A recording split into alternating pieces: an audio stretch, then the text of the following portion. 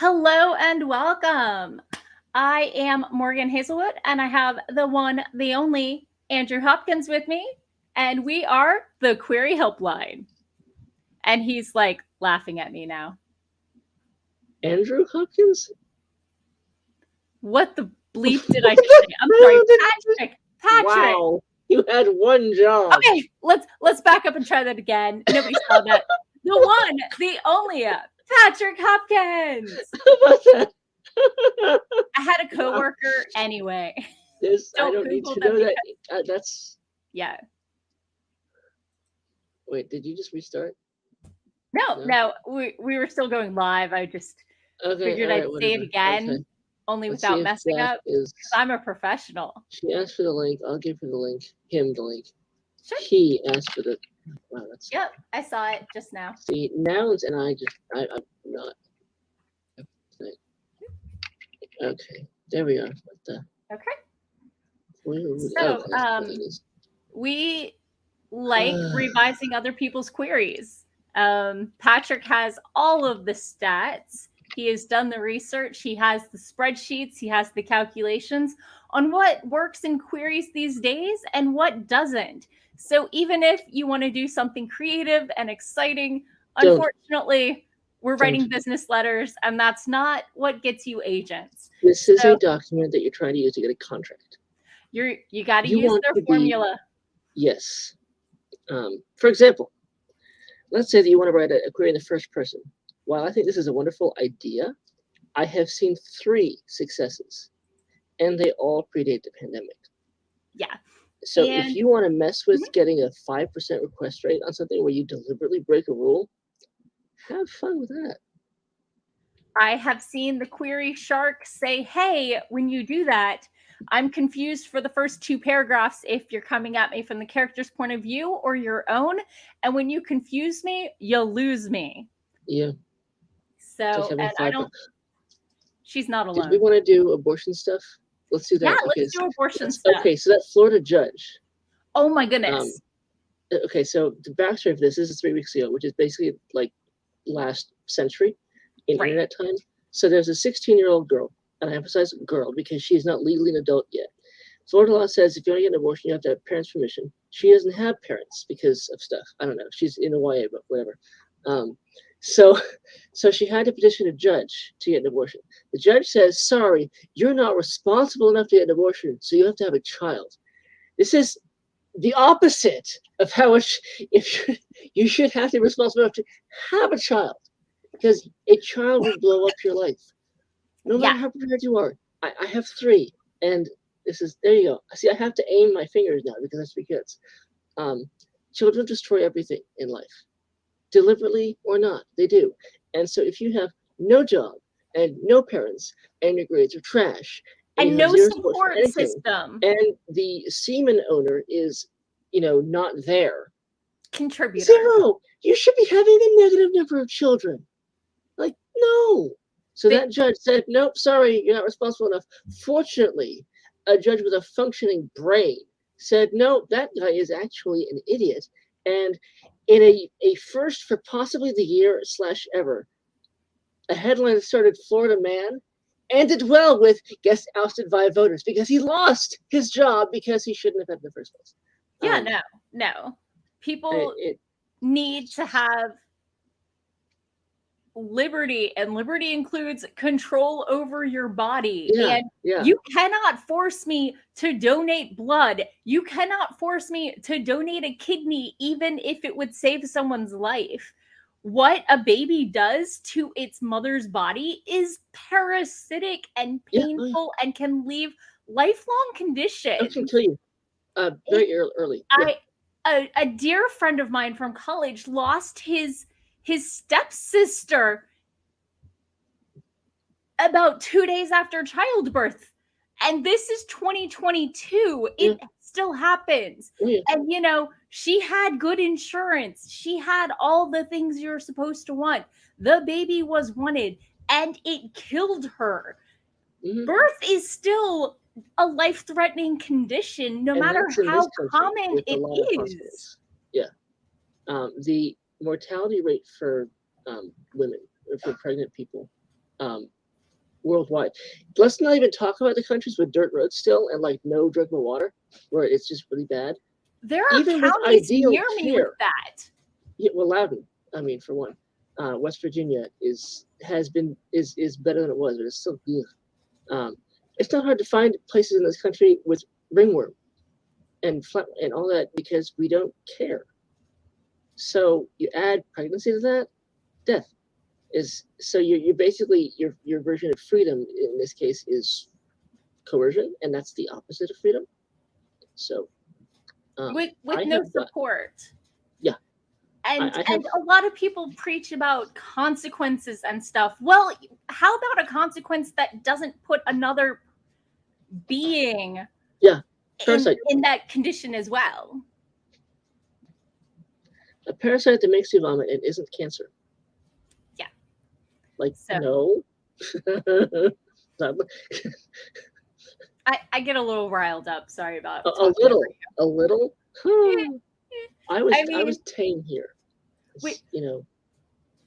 There's a reason we're hosting this. We have strong feels. Yeah, I mean, this is for me to commit to something like this. This is what our 5th time now. Something on a Monday night when I'd rather be ignoring the world. It takes. I didn't quite put on pants, but I mean, I put my kids to bed so I could do this. Oh, good. Do you think they're going to be up again? Oh, yeah. One of them is actually back on the couch here because she didn't want to, Daddy. And but didn't school start back? Isn't she wiped, or is that just you?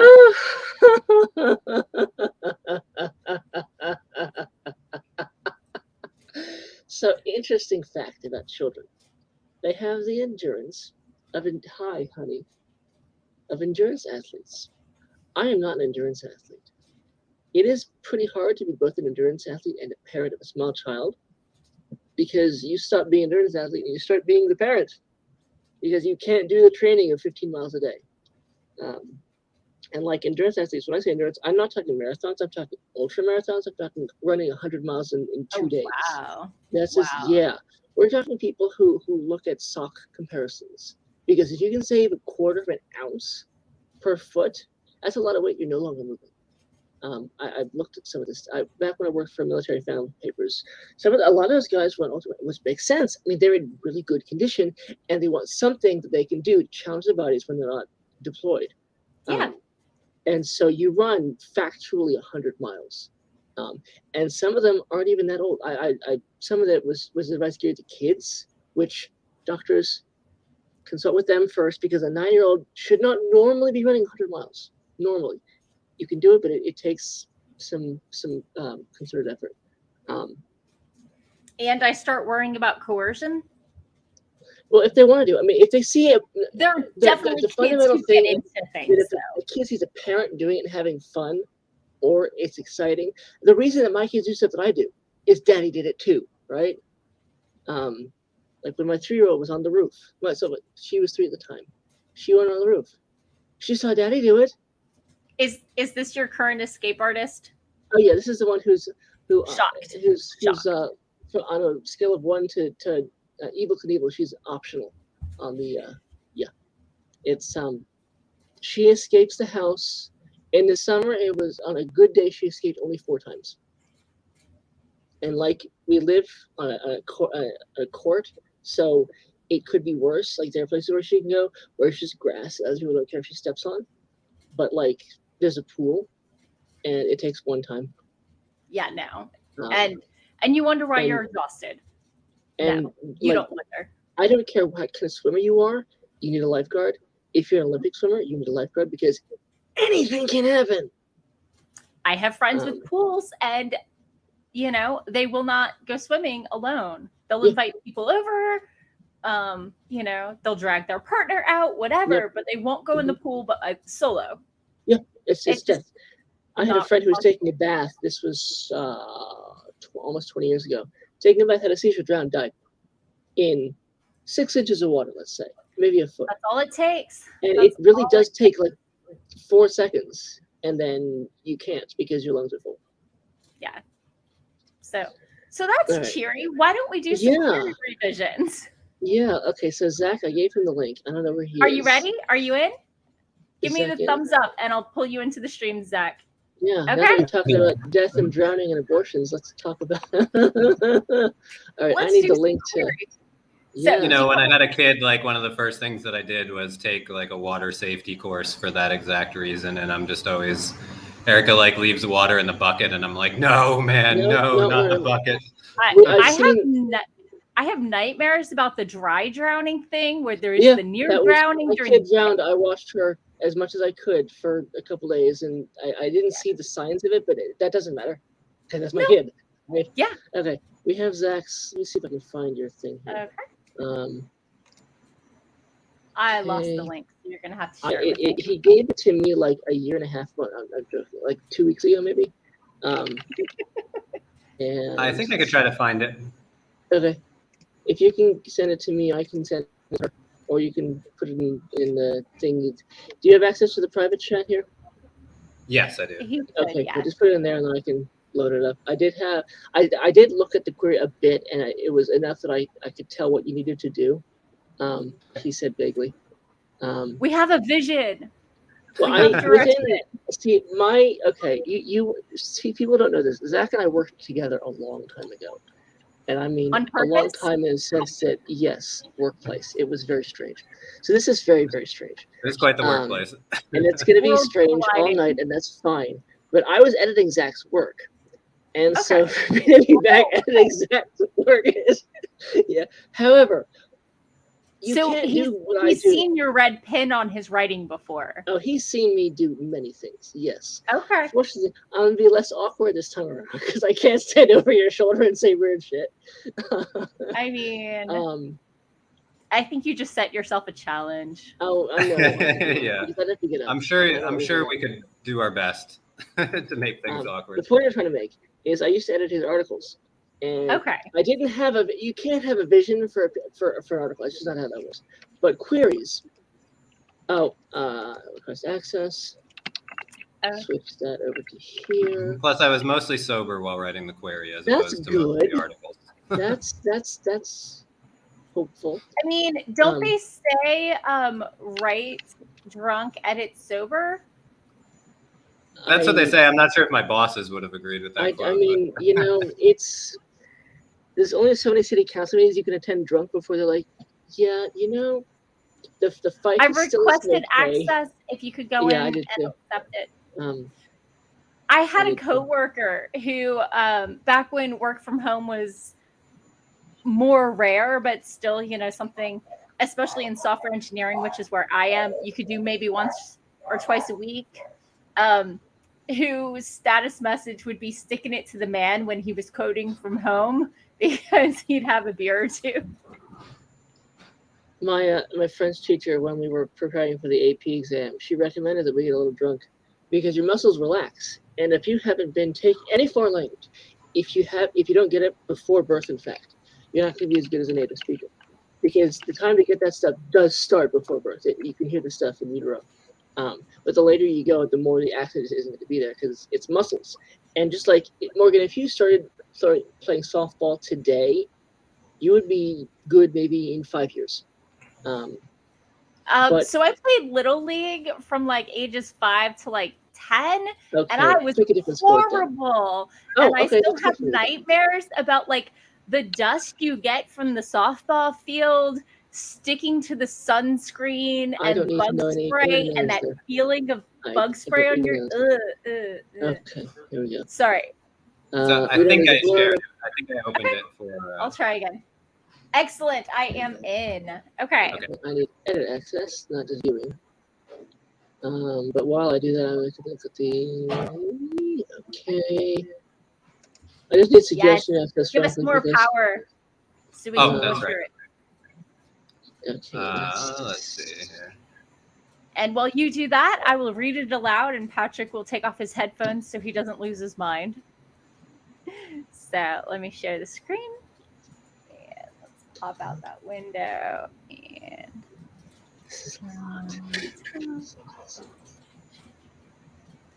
okay. So we start off with a young bureaucrat who happens to be a devil is about to find out the real world ain't like college in this high fantasy romp across an ocean full of pirates, warlords, an occasional world-destroying monster, Okay, and bad food. I remember what I did.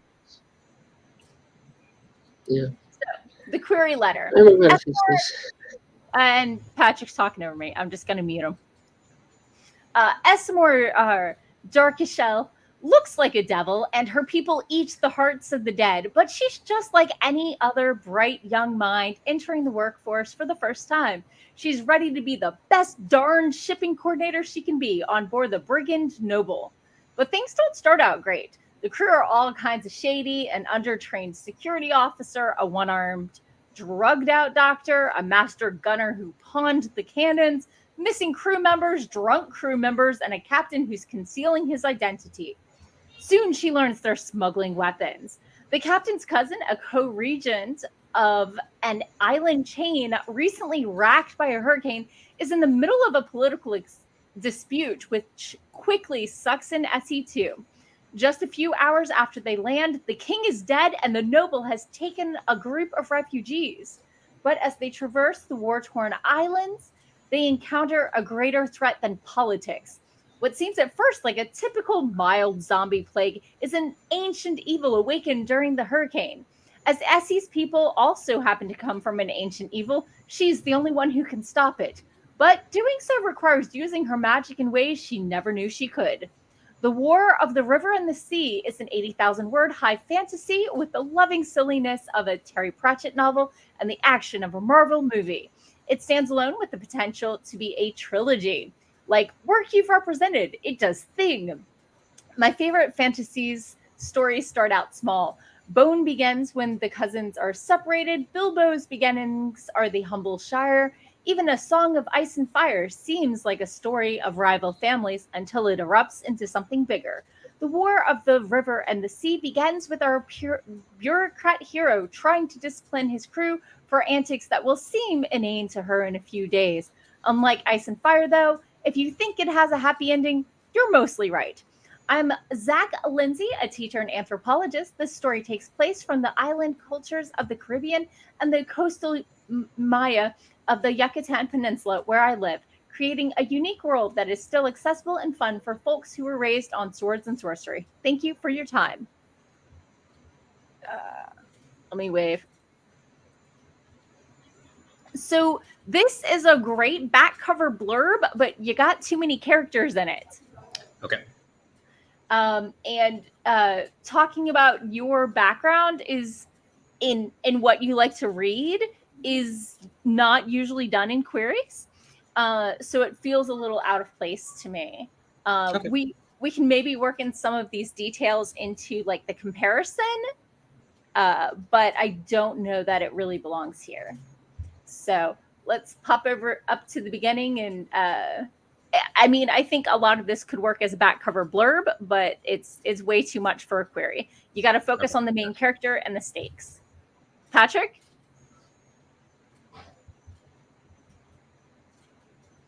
Patrick.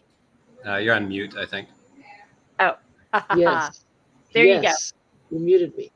I did. I thought you unmuted yourself. I'm sorry. Why would can I do that?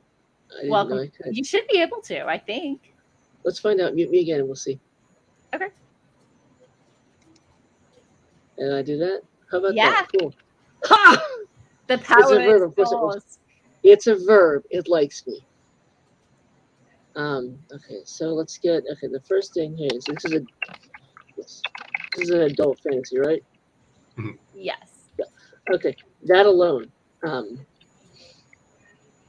Okay, I love you, Zach, but you can't. You can't. No. If you're pitching this on Twitter, you could, but you are comping iconic franchises, which means either you haven't read anything in this genre in about 30 years, or you don't know what you're doing, or both. And now you know that, so you can replace this. Because I've written like Marvel. Typically, anything that's a blockbuster or big enough to be have been made into a movie is too big. It's like I'm comparing myself to it's the next Harry Potter, and that usually rubs agents the wrong way. And the other way is by using things that have been published recently that are not massive hits but are still well regarded, you demonstrate that you do know the current market and where it would fit on the bookshelf and what, you know, the other books would be. It's the business side of the business. It's incredibly boring, but so you know. boring. Finding the perfect comp is It's all a science and an art and a challenge, and leads many writers to alcohol. I taught a class on queries at the beginning of the year, and one of the requirements was find your own comps, because I don't want to have to do that. There are all the books, and I can't keep track of them. I don't want to have to. All right, let's see here. Also, you don't read sword and sorcery, so you'd be a horrible. I really don't. I don't read fantasy. It just doesn't. That. I don't care about people going, "Hey, I'm going to pick up a sword and go to the market." Like, no. Okay, I teach. He's wrong, but it's okay. Mother. You don't need your name. Okay, you don't need the origin. Okay, the origin story is a tough. Okay, it gets interesting. Oh, we still don't have edit access? Yeah, that's bad. Oh, yeah, she'll want to put a between nouns in the query, so when she does that, that'll be your fault. Okay, this sentence right here is your origin story for your book. Usually, you do not need this. The reason is anybody can write a story based on blah, blah nouns, okay? Where it becomes relevant is, have you been living in this area for 30 years? Do you have a degree in it, something like that? And you haven't been living there for 30 years, you've been living for like 4 or 5, something like that? Well, yeah, but this is where I've been studying for the last 10 years. Yeah, 10 years, okay. It's been that long, right then. Okay, surely you're not that old, Patrick. Okay, so I stopped working there where we used to work 10 years ago, which is terrifying. And in fact, it was 10 years ago last month that I moved us. And Zach worked there for what, like 2 years? I think so. Yeah. And then he and Erica moved to Mexico, or I forget. No, Pennsylvania.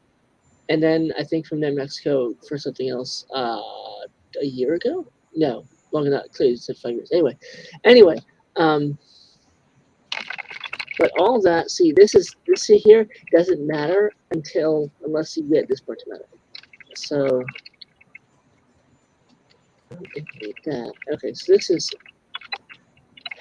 getting to this is a 2-line for a sentence. That's fine.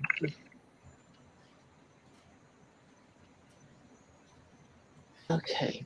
Do I want to start this with? Okay, let's go. I know this part first. This is a plot elements list.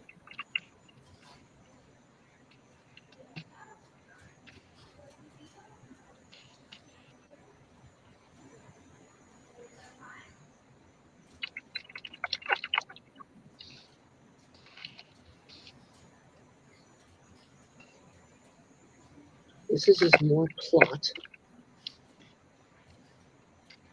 Don't need that. This is still more.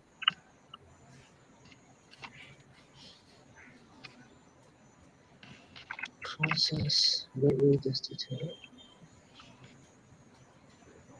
Where did they even go? An island chain recently racked by a hurricane. No, that's something else. A co-region of blah, blah, blah. That's a fact. That's not where they went. That's not where they were going. They went to an island chain. No. They went Catherine's to a cousin. They went to a noun. Yes. I would think you'd be better at this, Morgan, since you're all nouns. Anyway, this is okay. All right. Okay. So the main problem here is focus. You have lots of things happening, but we lose Essimore for the most part after shipping coordinator, because we get all those characters that we only see once. Okay. They're not even named, which is good because I mean I can include them easier.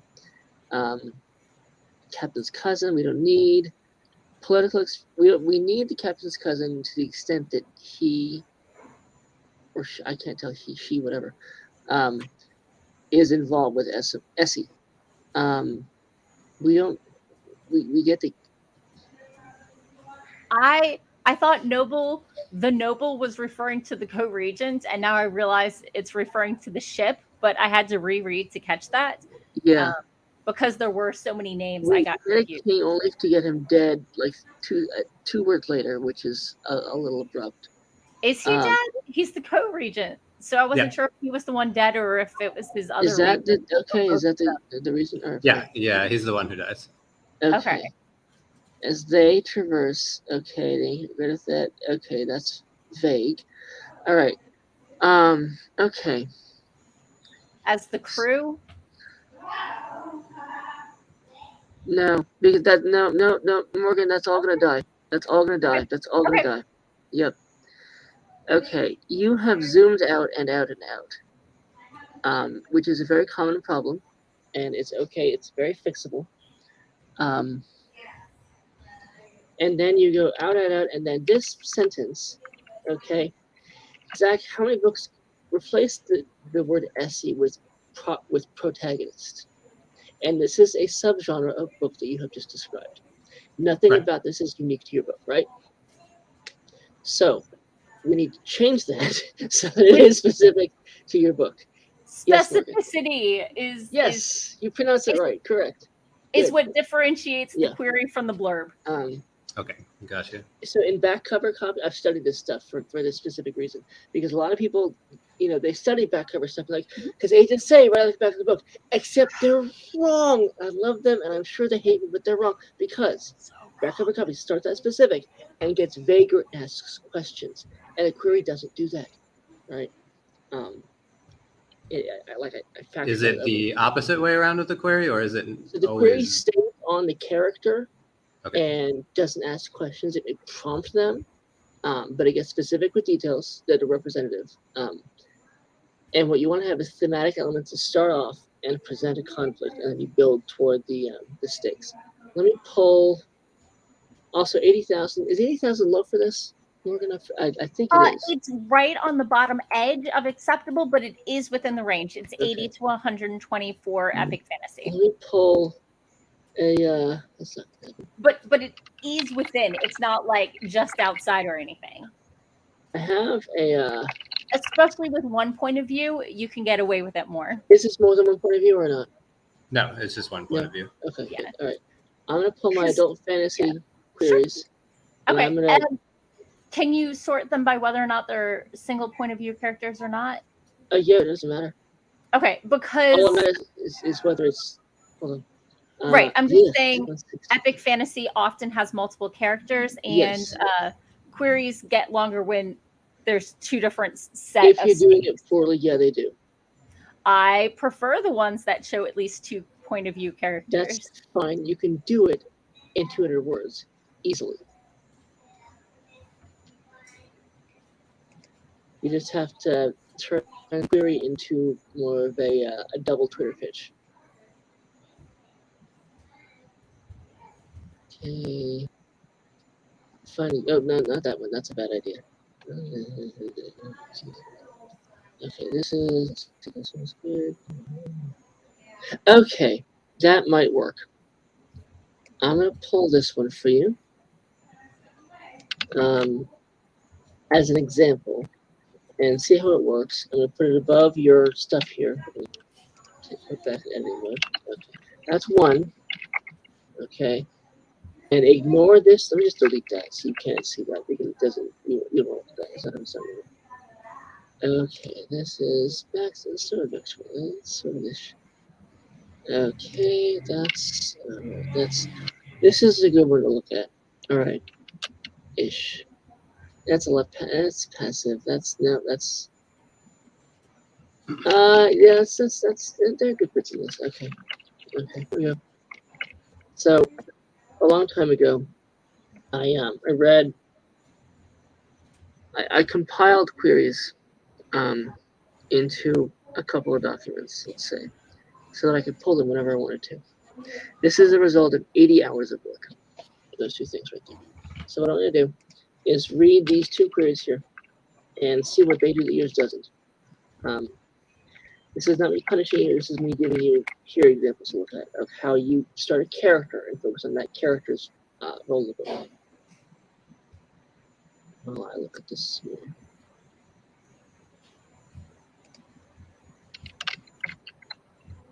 Yep.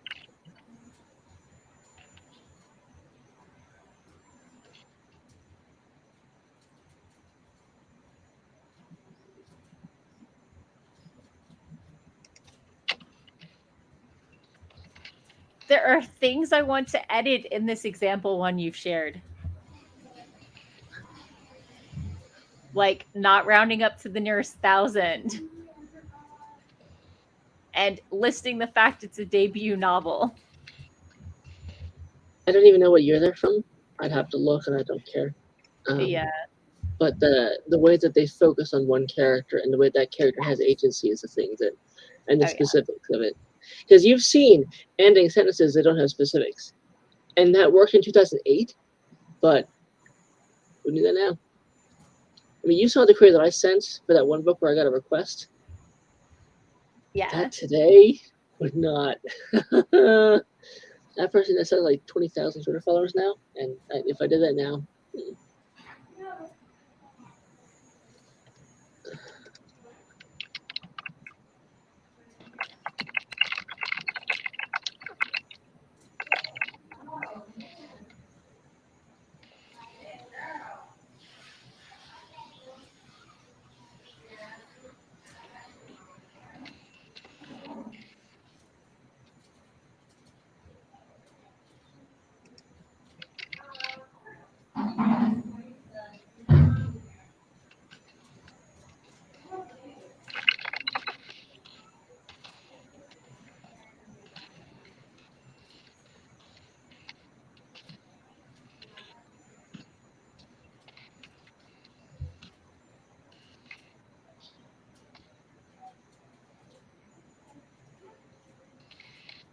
I Googled her and she signed in 2017 with her agent. Okay.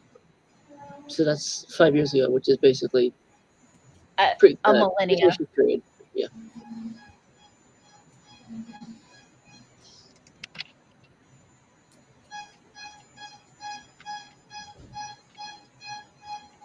So these standards change that quickly?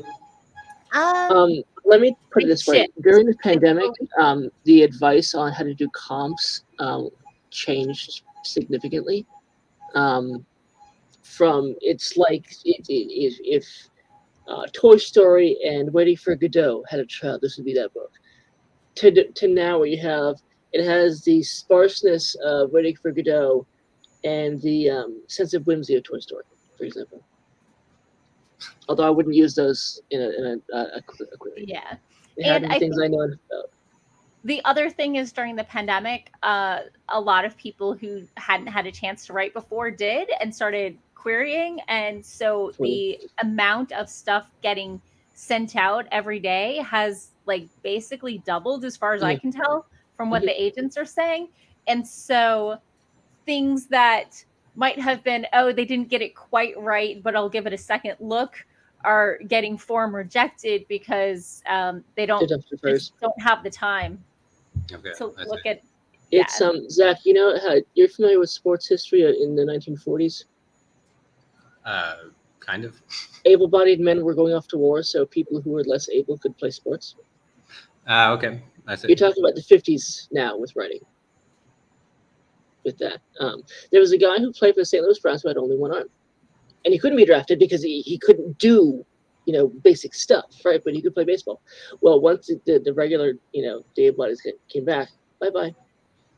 Yeah, and but there's also the now maybe marketing has a stronger viewpoint, so things that might have been softer stories are getting overlooked more. The other thing that has happened in the pandemic is that a lot of agents have quit because money has gotten much worse. And schools closed. I don't know if you heard that for a little bit because of this thing. And a lot of editors have quit, so there are fewer editors to sell to. And the cycle in publishing has slowed a lot because everything is just dying. So to get a book through, you really have to want it. So you really, it's harder, and so there's just more to, there are queries that I look at now that were okay 10 years ago, and they just wouldn't find it because they're all passive or whatever. Got you. Okay. And that definitely puts a focus on more Western narratives because other cultures, have things happen to the person and the person responds. But in the Western narrative, you have to be the one acting upon the things and making the choices.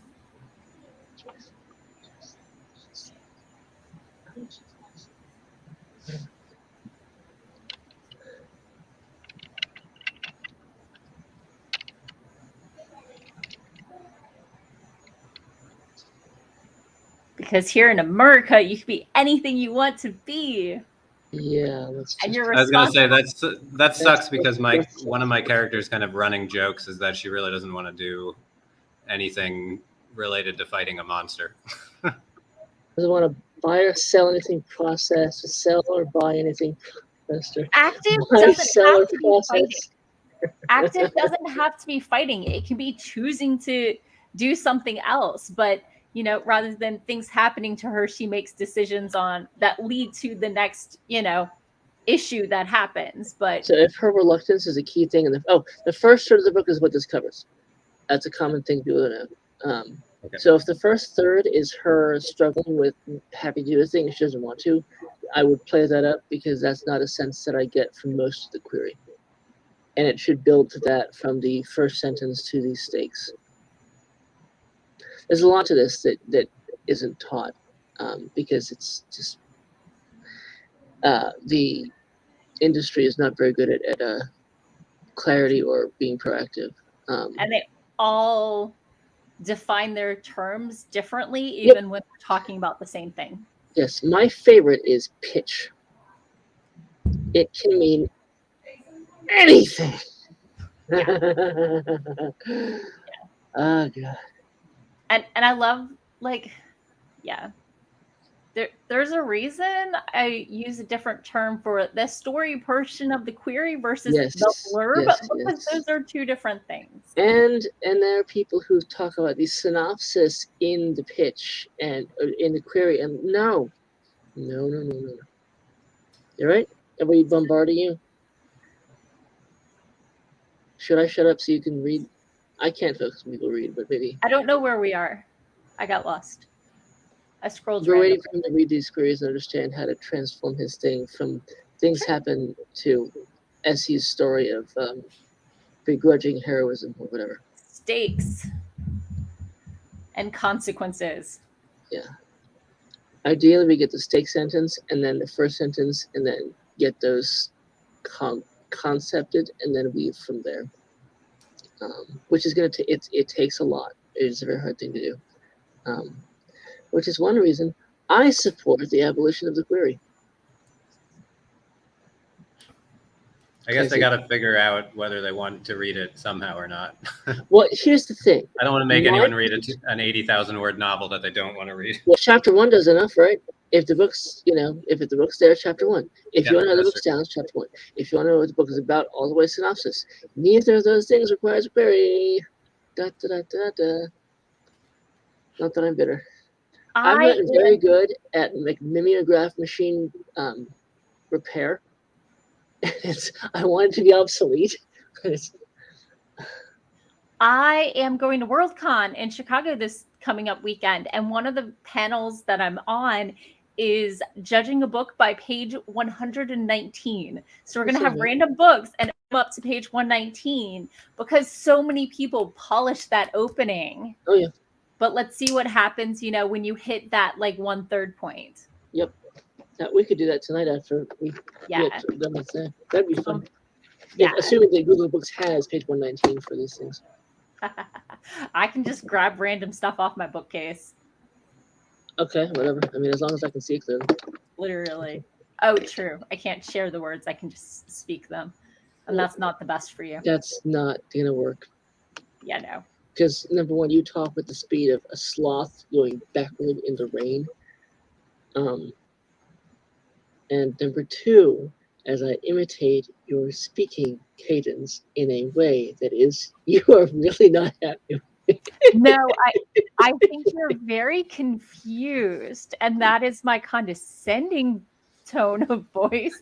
But I do speak faster than that when I'm not being completely skeptical. Morgan is a professional voice actress. And so she has a certain way that she does things for an audience, and I don't.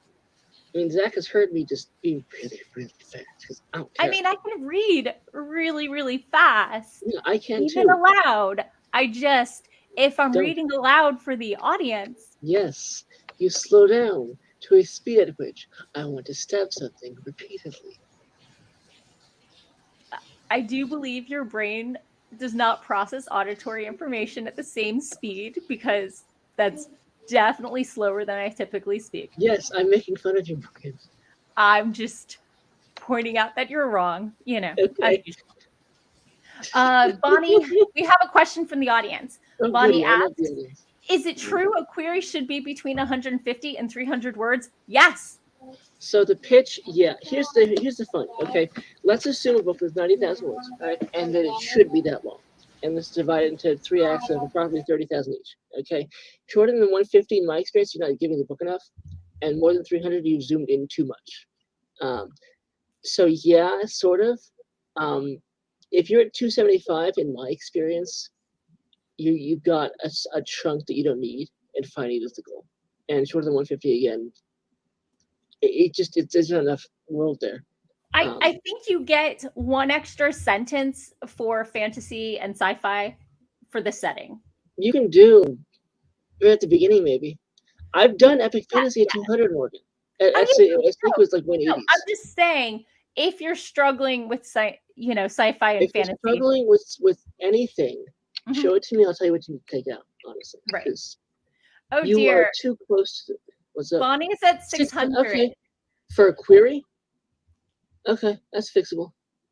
That sounds like a synopsis to me, but Do we need to have this talk again, Morgan? My queries often turn into synopses when I keep adding all the relevant information. But Bonnie, is your query the first third of the book or not? How far into the story do you go? Do you focus on the stakes or all the side quests? Excellent. How many proper nouns do you have, Bonnie? That's the question that I would ask. Not enough. Morgan, you shut your mouth. Bonnie says they're learning what to remove. So, Zach, you all right? You can nod if you're all right and shake your head. Sorry, I'm having a small debate with my daughter. Okay, yeah. Chicken nuggets or pancakes? Oh, you okay? Yes. Okay. Time zones. Or just she doesn't want to go to sleep. Okay, sorry about that. I know kids. I have 3. It's a thing. Children have the head in the background. And hello, head. My daughter is back. Let me see if I can get this to work. It's not going over. I don't want to show like chaotic mess here, but that's somewhere in there. Maybe is a daughter. I don't know. This is not okay. This is more mess than I want to show. There you go. See that pink thing? That's her. Okay, I see a pink thing, and I imagine that is a child. That is it. And then the slightly paler thing is her arm, and then is that a couch is her head on the side, and on the top is the couch. So, yeah, she's asleep in this room. She wanted to sleep in. I told her, Daddy's gonna be working in here. She's like, Dad, I want to go sleep in here. Again, if you don't want kids, don't have one because they will ruin everything. Okay. So Bonnie, while we wait for Zach to do his thing, and you take whatever time you need because this is hard stuff to do. It took me 2 or 3 years to get good at these things, and another 2 or 3 after that to get where I am. So Bonnie, how many named nouns do you have in your query? The pitch part. I mean, I don't need to know where you graduated from, wherever. Which you don't need to have in your bio, by the way. Is Bonnie on like YouTube or something where I can like on see YouTube? Her? Yes. Okay, so that's Bonnie's kids still have one more week of break. Bonnie, how many proper nouns do you have in your query? Does she want to be on the show tonight or not? I don't think so. No. Is she ready? Okay, we're not analyzing me tonight. I think she's not emotionally prepared for me. Right. She's seeing what she can do herself first. Okay, that's good. Isn't that your favorite? Yeah, I prefer, my favorite story ever of helping somebody is I have a successful pitches spreadsheet, which delineates these things by structure of pitch, which I realize is like the overarching thing here. Right. And I had a person who used my spreadsheet and got likes and told me after the fact that she had done it. I didn't have to actively do anything. It was wonderful. She left me alone except to thank me for existing. Aww. That's those people who I take a month with, and they this thing and this thing and this thing. Oh, actually, this thing is, and we can't really separate. We can't do that because this thing. Tell me now. It's so hard to zoom out. It's well, yeah, and like people who are thinking, well, it's 95% accurate, but that 5% really isn't. No, it's not. It's not. I promise it isn't. You are not a beautiful and unique snowflake. Not even use that. Fortunately, you already knew that. It's true.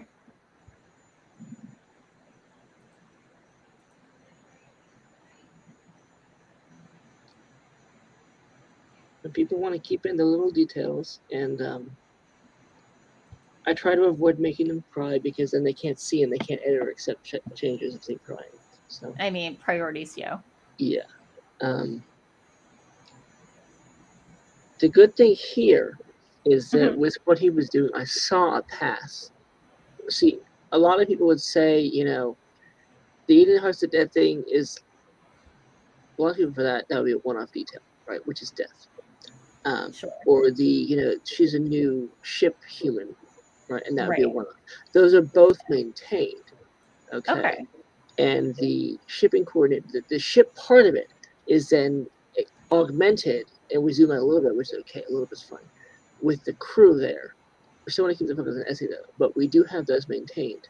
What I want to see further for that would be the devil thing in the middle. Yes, Morgan? I'm sorry. I looked at my own stats, and today is my best blog day ever. Hooray! You have 2 more hours, well, an hour and a half to get even more views. Quick, somebody spam F5 on Morgan's site. Fine. I will shamelessly self-promote. This week, my latest blog post was problematic. Link it for everybody in the chat. As recommended by Patrick. Me after Sage and Sparrow went being gross. Yes. Yeah, I didn't name any names, but I did mention 8 red flags to watch out for. Yeah. And and I got a lovely reshare this morning. And let's see if here we are. Post that in the chat. I did. Toss that sucker in. Let's just see something here. Let's okay,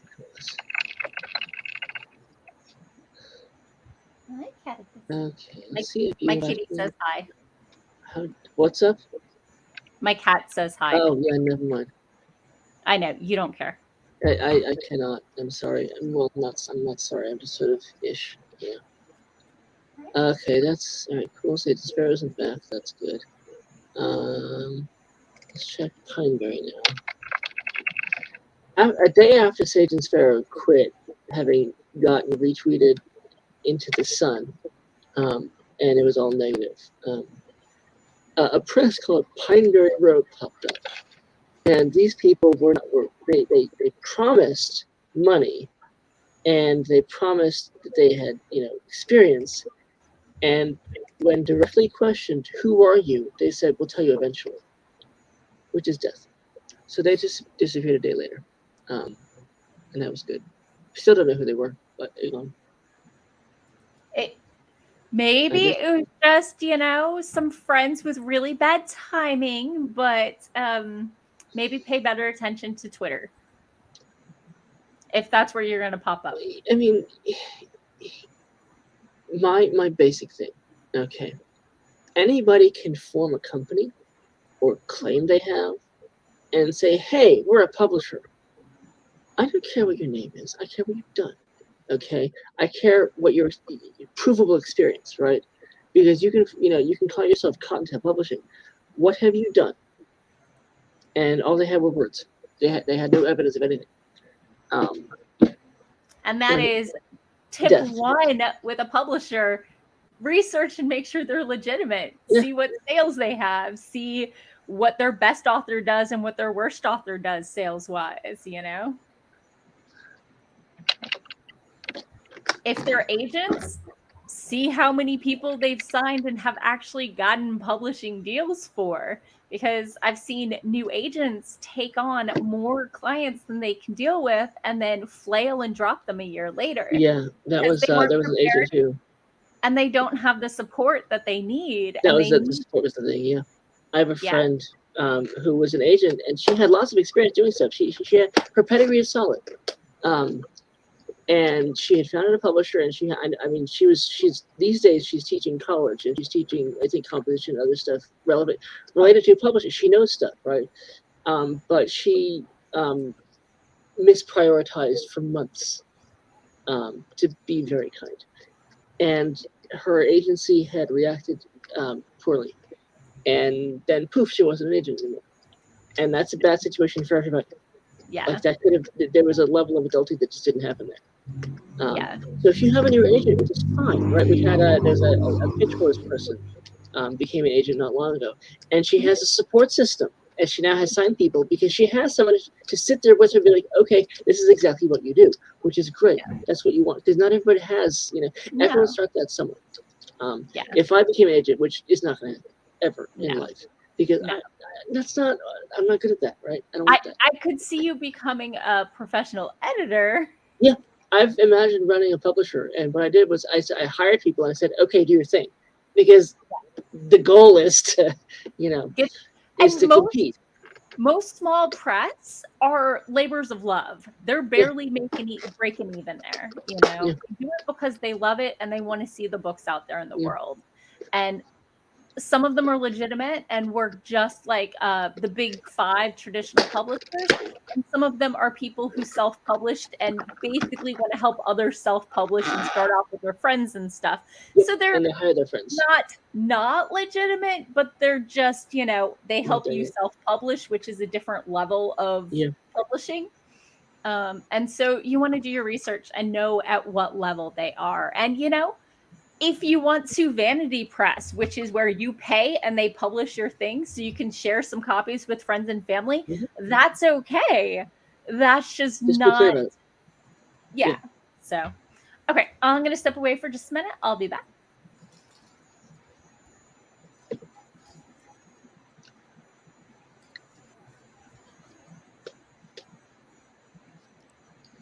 Is there any way you could send her blog? I can't see the Facebook comment. Hold on.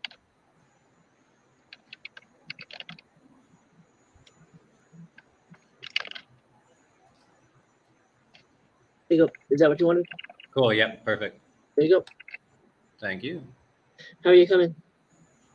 How am I feeling? How's it coming? Are you okay? Oh yeah.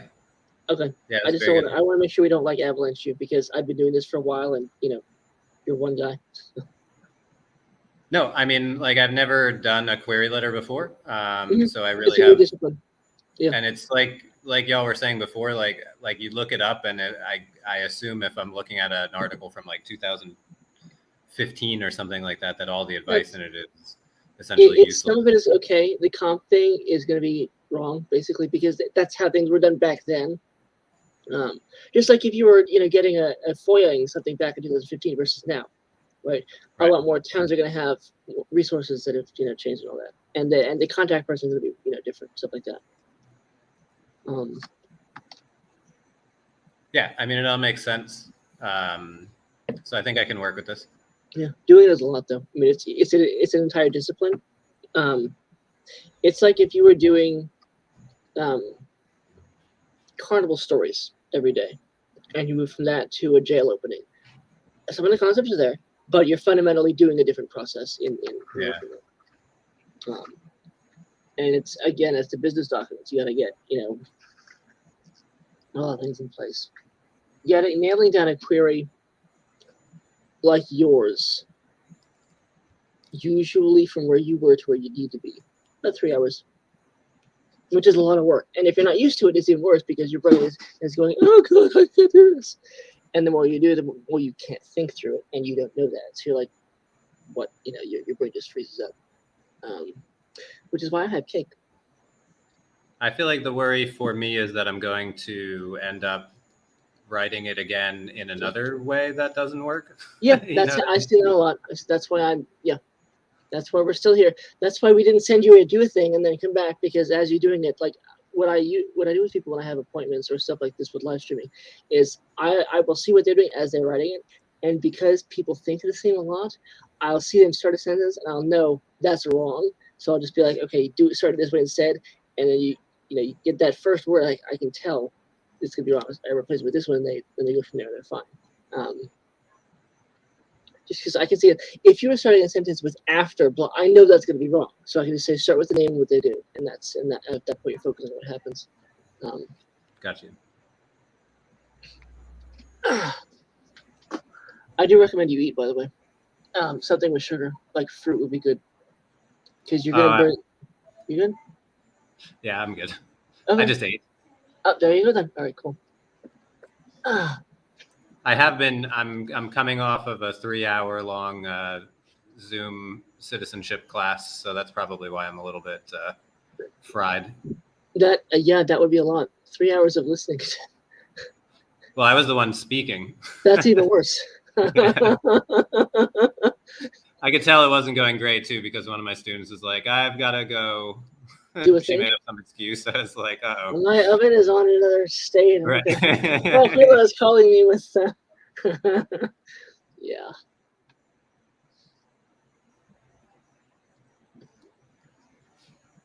Still sleep.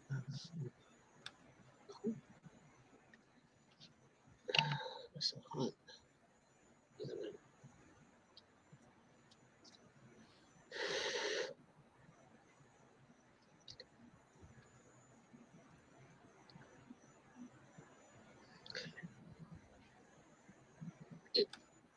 Do you have any questions, or are you good on your own? So I guess kind of one of the things is that I feel like kind of knowing that, how am I trying to phrase this? So I need to have the inciting incident. I guess that's kind of what Yes. I'm struggling with as far as like how many details to put in before that.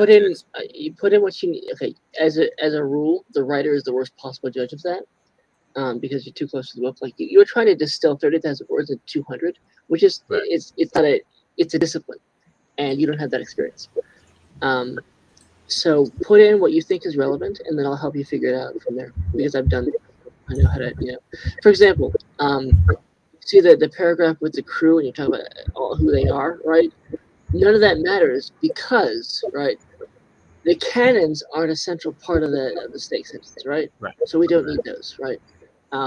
The alcohol part of their experience isn't part of the stakes, so we don't need that, right? If this were a story about, gun running and how she decides to use this cannon versus that cannon, then maybe that would be relevant. But is it a found family story? Yeah. Yeah. I mean, that part was good. Okay. But judging what to include is hard because you're so close to it. Yeah. My favorite quote about writing queries and how hard it is if you wanted to write the story in 250 words, you wouldn't have written the other 79,750. Right, exactly, yeah. I'm also, thinking about those people who are like, yeah, man, I want to write this story. And they tell you about it in 2 paragraphs, and that's all they ever do. Keep telling you about that story they're going to write. I think I have a couple of those around too.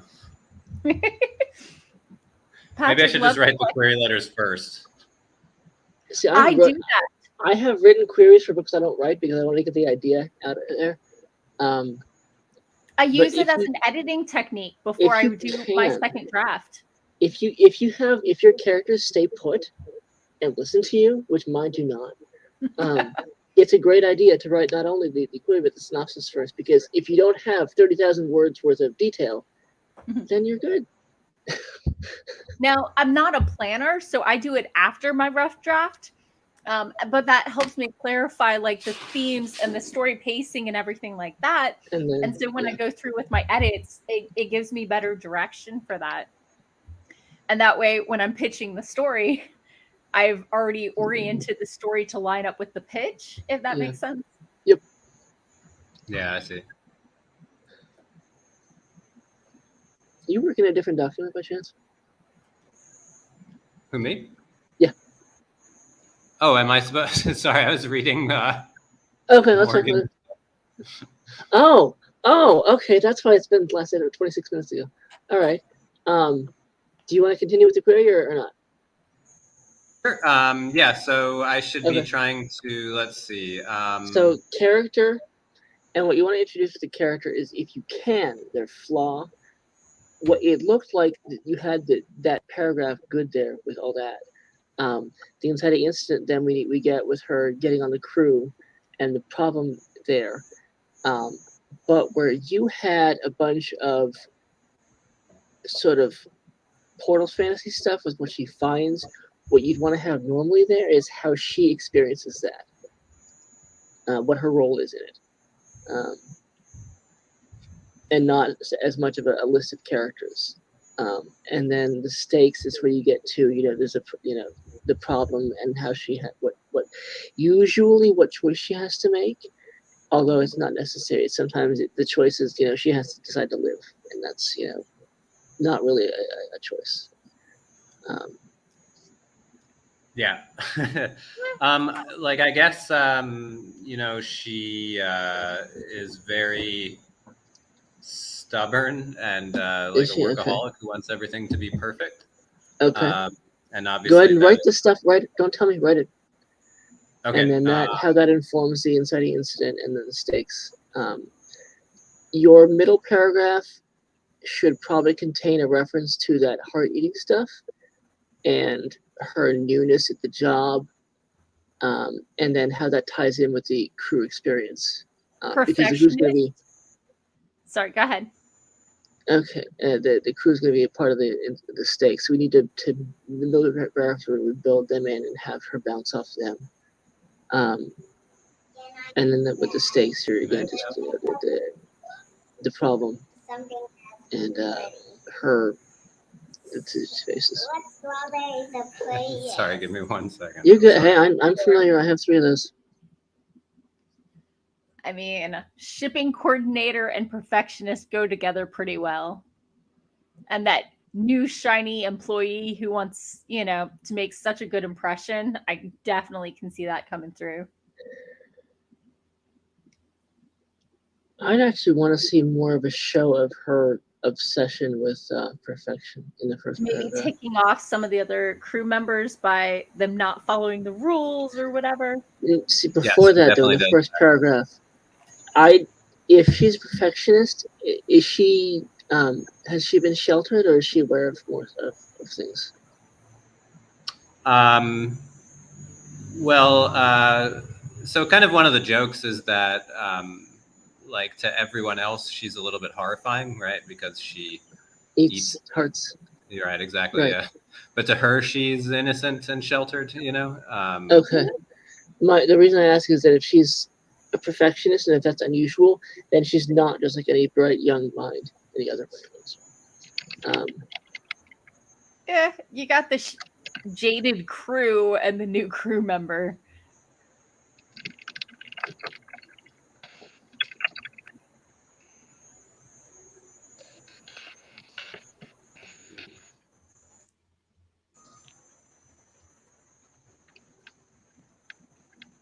She's still asleep. See, we used to drug them, and then I would expect her to still be asleep because melatonin is a sedative. Right. But we stopped doing that about 3 weeks ago, which has been a joy. And so they don't sleep as soundly. And are they at all solar powered?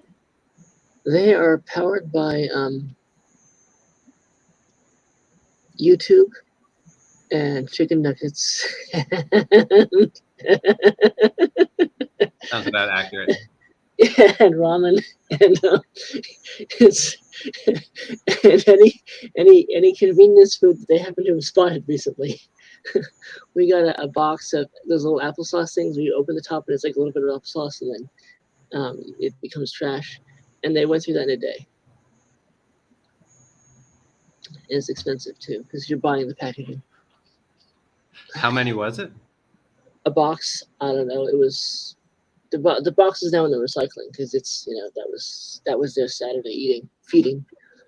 I can find that. Hold on, let me see how big they get at that one store.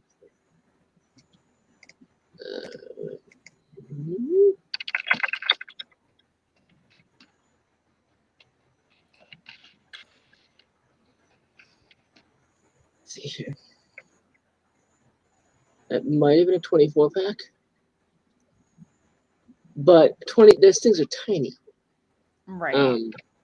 It's a 3-ounce pack. So you're talking about 72 ounces of applesauce with 3 kids. And I guarantee they're not eating the whole thing because they're not good at squeezing them all the way because they don't care. That is like the agency of getting their own applesauce. Not that I'm bitter. Not at all. Clearly. There's a reason I'm such a big abortion supporter, Morgan. It's not that I like how the word is spelled. Children destroy everything they see, touch, hear, sense. Otherwise, it is inevitable. If you want to ruin something nice, give it to a kid. Starting with the first thing they destroy as they're exiting. Pick one, and it's going to just ruin it.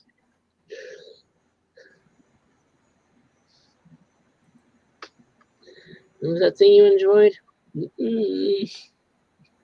It is now grubby and drooled on and no longer. Oh, I wasn't even talking about the part where they can drool yet. This is before that happens. When they're exiting. Oh, right. Yes. Yeah. Yeah. Either exit they use, it's ruined now. It's, yeah. And that thing you enjoyed.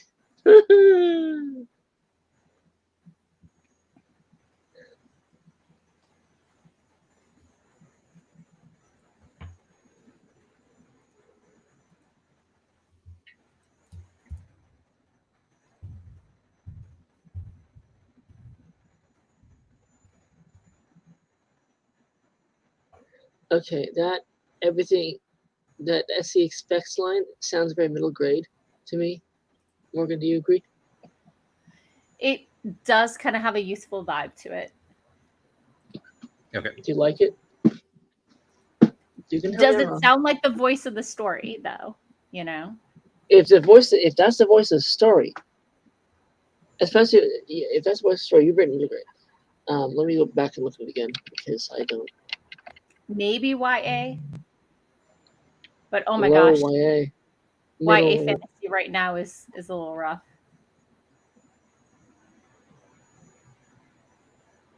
What was I about to do?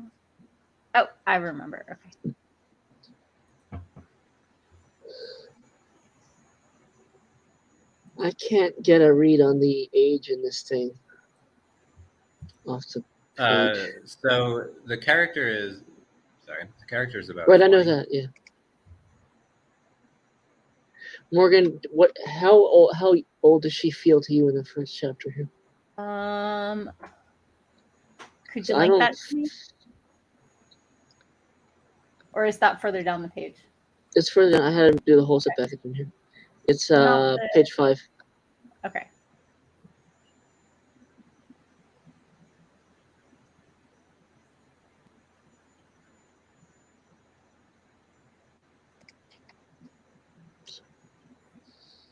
This doesn't sound like the book to me.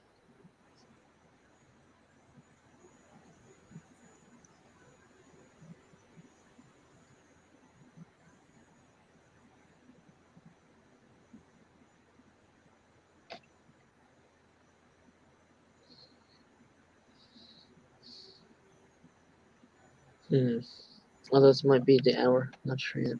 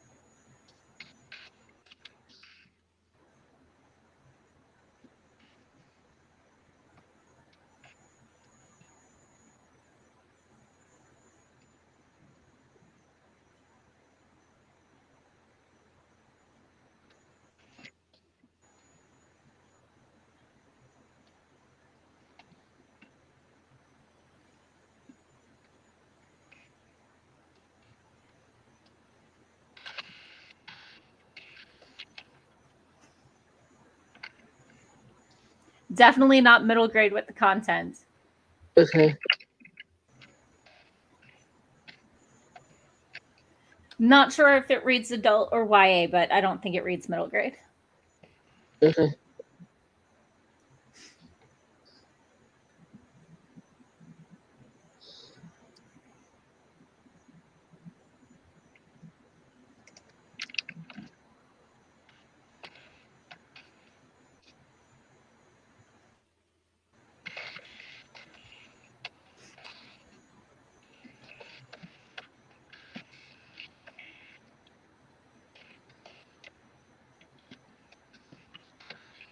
Let's see what the heck.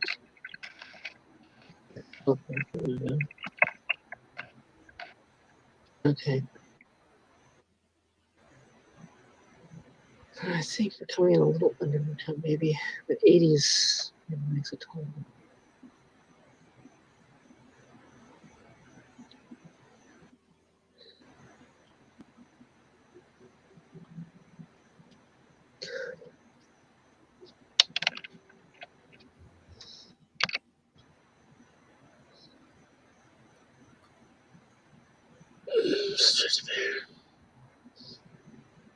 Napped and everything. I'm so tired.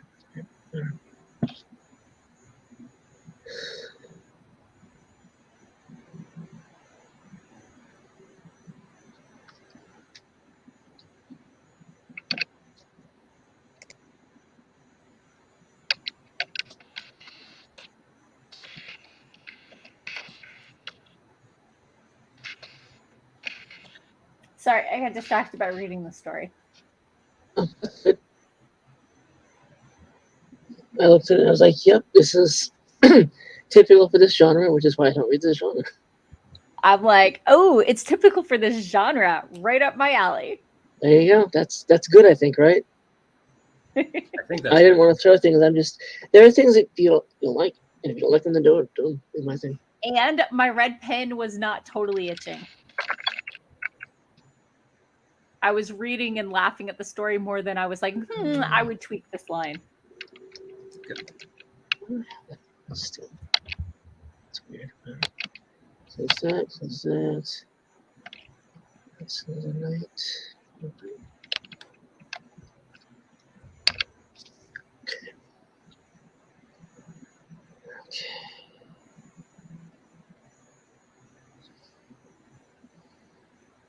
Let's go back to this.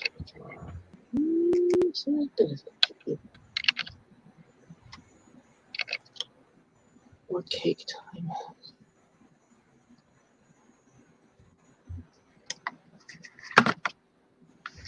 Nice thing about having such a. What's up? I was going to say, Bonnie in the audience asked if this was adult or Adult. YA. Yeah, she's 20-something. Yeah, I was saying it's listed as adult, but I think it could read either way. And the line between adult coming of age and YA is fuzzy. But Zach is a guy, so the likelihood of it staying in adult fantasy is higher than it would be if he was a woman. Unfortunately. Yeah. Not unfortunately that it stays where it's put, but unfortunately that people the concept here, if new adult were a thing ever anywhere, it would be new adult. Just tell you. And there are some agents and a couple publishers that do new adult, but it's sort of like I thought romance was the only people still trying to make that happen. I don't know enough. I don't. It's highly popular in self-publishing, which I try to avoid because that's just an ocean I don't need to learn how to swim in it. I'm in a group for people who are doing that, and it's very. They have their stuff, as anybody does, and I've learned things for a certain group, and I'm good at that. And self-publishing isn't that. So I guess I'll say I myself was a little bit unsure because I feel like, you're mentioning comparing it to recent high fantasy, and feels like ever since Game of Thrones came out, every high fantasy is just uber dark. And I really wanted this to not be like a very dark work. So that's kind of, I've read some that isn't, but I keep ending up either, with the big, huge names like Sanderson or whatever, or in urban fantasy these days. Another option you have is to avoid books and comp other media. That will be a concern to some agents. But fundamentally, a good book is a good book, and if it fits the market, then the agent can find something to comp it to, because that's the job is to know the market for that. And you have lots of stuff going on. You don't have the time to read every single title, and you can't find them all, right? Because there's no magical service that does it. And librarians are great; they can't find them all, right?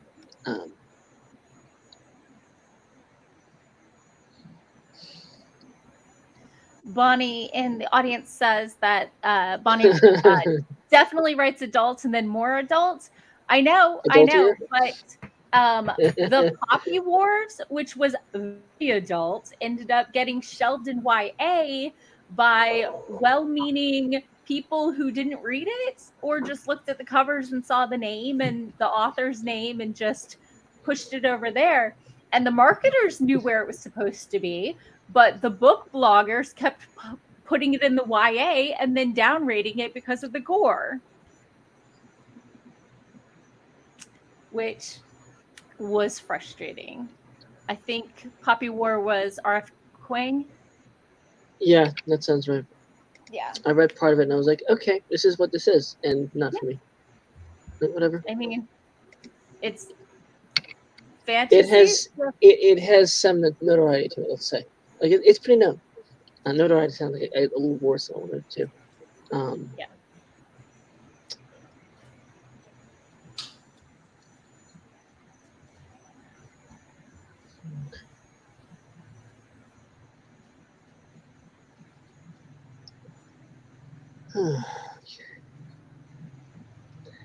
I'm very happy this camera is only on my chin and above.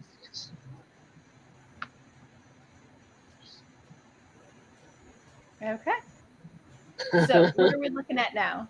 We're waiting on Zach to do things, I think. I'm not sure. Okay. Oh, okay. I told him exactly what to do. Sure. Without even using many brackets, which I used to do all the time. Are you suffering from bracket withdrawal? I could not withdraw. I could never suffer from withdrawing from a noun, Morgan. But you could suffer from withdrawal. From verbing things, perhaps, but not from a noun. From bracketing things, maybe. From brackets. Have you ever over bracketed? No. People have been incorrect in thinking that I had, but I had not. Zach, for perspective, I worked a lot of these. I worked 400 last year, and I used to bracket places where things weren't clear and they needed to be, and the clarity would be the new query. Problem with that is, as you get into brackets, the more you have, the more uncertainty you have, and so it's harder to nail down what the focus should be. So I had happened to, because I wanted it to seem kind of like to Essie, it's not really a big deal that she's part of an ancient evil. Then keep it in. Yep, you know the book. But if you feel like it doesn't work, if it better, you know the book, and if it's if that's the book, then keep it in. Okay. That's why all this stuff is suggestions. Yep. I know that a lot of the time people are glib when they don't mean to be, and so I take it like, oh yeah, that works better, and then that's like, yep, I know, that's why I did it. But there are exceptions, and this is why we make things. Okay, so I'm not supposed to tell the end of the book here, No, right? you get to the third, up to between a third through and a half through. Yeah. Basically. Okay. Because that's the document. There's no. It doesn't make sense to me. Doesn't need to. So.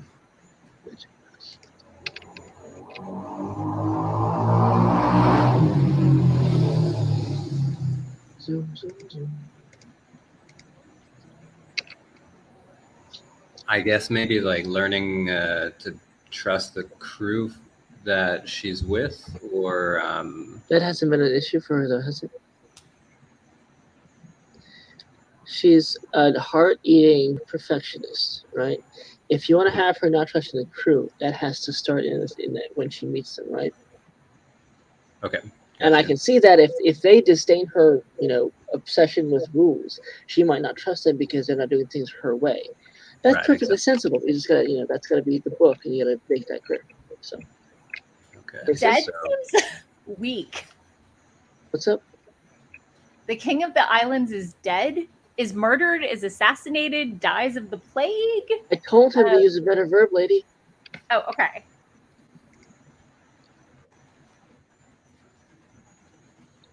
Ah, excellent. Maybe Essie expects everything on board the ship to be as perfect as she thinks it is, but is betrayed by the crew when she finds their smuggling weapons or something That's like not that. linear, but then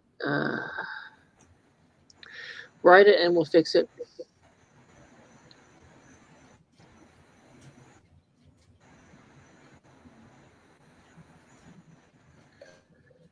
But XC expects everybody to blah blah blah. Then she discovers they're not only not following the rules, they're breaking them for profit, or deliberately, something like that. Running guns, blah blah blah. Like that might work. That concept. And note, Morgan, there that I have many adverbs for your adverbial goodness. Morgan likes modifiers. I do. I love modifiers. She likes every word that in pitch workshops they suggest modifiers, like in the one-liner pitch where you're not supposed to mention the character's name, you're supposed to say the curmudgeonly lawyer. You want to give. You can't non-modify that. Okay, and the thing is there that you're using that instead of showing the quality because it's a pitch, it has to be short. I get that. But if you're building a character, you show the person, haggling over 4 cents when buying a rare book that's worth $9,000. Right. That's. I might have added a gerund phrase. As long as it doesn't begin the sentence. See, you got me all. The problem with a gerund phrase opening a sentence is a lot of times the noun that you had established in the previous sentence isn't the noun that you're modifying with that gerund phrase, and so you're left thinking, okay, this thing modifies that, and then you're like, what? No, someone new? It's just bad editing, honestly. So there's a place I can use gerunds without making Patrick's brain break? Morgan, for you, my brain will break every time. But it's a matter of being careful of that, right? Like it's like sentence fragments. Done well, they're great, right? Done well, they're outstanding. You follow a 7-line sentence with a 3-line sentence fragment, like, oh, cool. But if you keep on using them and you don't do it well, then it's like, okay, right. I see that you have this style of wrench in your toolbox. Use literally anything else, please, because I'm about to DNF this thing. I mean, we already know that you're not the target audience for anything I write. No, I'm not, and that's fine. Maybe my nonfiction articles, maybe. On what? On writing?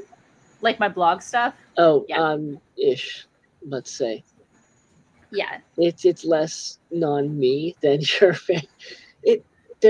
Look, you have people who like your stuff, and that is good. But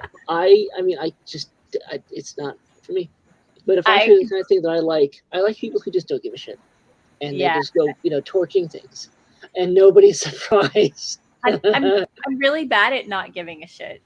Yeah, I should show you something that I've been working on recently.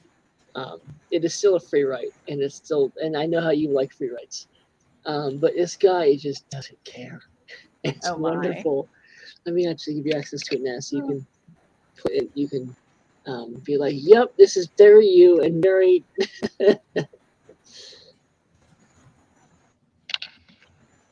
Yeah. Read it or don't. I don't care. Do not even bother commenting, because I don't think I'll ever do anything with it, and the reason is going to be pretty clearly within about the first page, if not the first half page. I have banned my father from using me as a sounding board for things he's never going to do anything with. After the second time, he spent 45 minutes talking about the story he wanted to write, and the next time he called me with a new idea, I asked him what he did with the previous idea, and he didn't remember. Luckily, his new human person, partner, she will beta read happily, and good. Maybe he actually does something with these. He's published. He's done some stuff, but yeah. So I'm just like, you're cut off if you. I will soundboard for you if you do something with it. Gotta have boundaries. But I'll read yours. Yeah, no. It's not like you just spent 45 minutes of my time. No, it's 10,000 words, so it's Yeah. It's a little more than free write territory. I finally have to know where it's going. Although I don't want it to go there, because I don't want it to be, he has to decide to change for a girl or a boy. No, that's not what he wants. He's happy with where he is. Yeah. But as you'll see very quickly, I can't publish it because that's not who I am. Yeah. Did you see it? No, I don't see where you linked me. Oh, I sent it to an email. Oh, email. I was checking messages. No. See, we have 83 communication plan. You never know which one I'm going to use. Huh? It hasn't come in yet, which is weird. Are you sure you just didn't share it on the drive? Control F datable. In your email, check for the word datable, which is its name. So it hasn't gotten to my email yet, but it is in my shared G Docs drive. There you go, then. That's the one. So yeah, it's.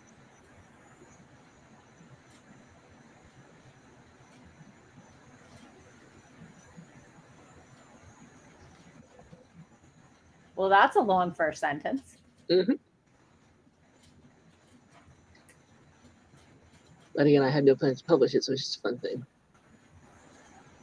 And tell me when you realize why I can't publish this thing.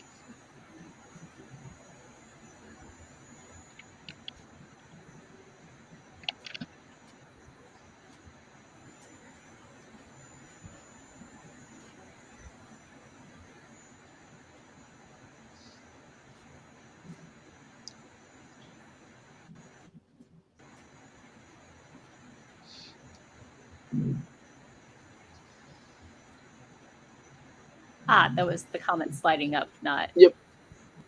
I noticed that. Accepting and rejecting. Yup. In those emails, it's funny people rejecting things. I'm like, what? I wasn't wrong. And they want to do things that way, and it's fine. And then Friday achievements, they don't come back and say they got a request. I wonder why. No one knows.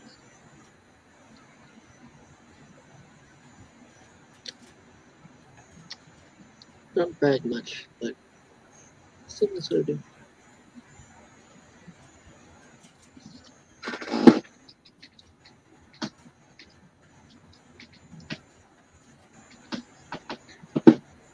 Should start working on the synopsis.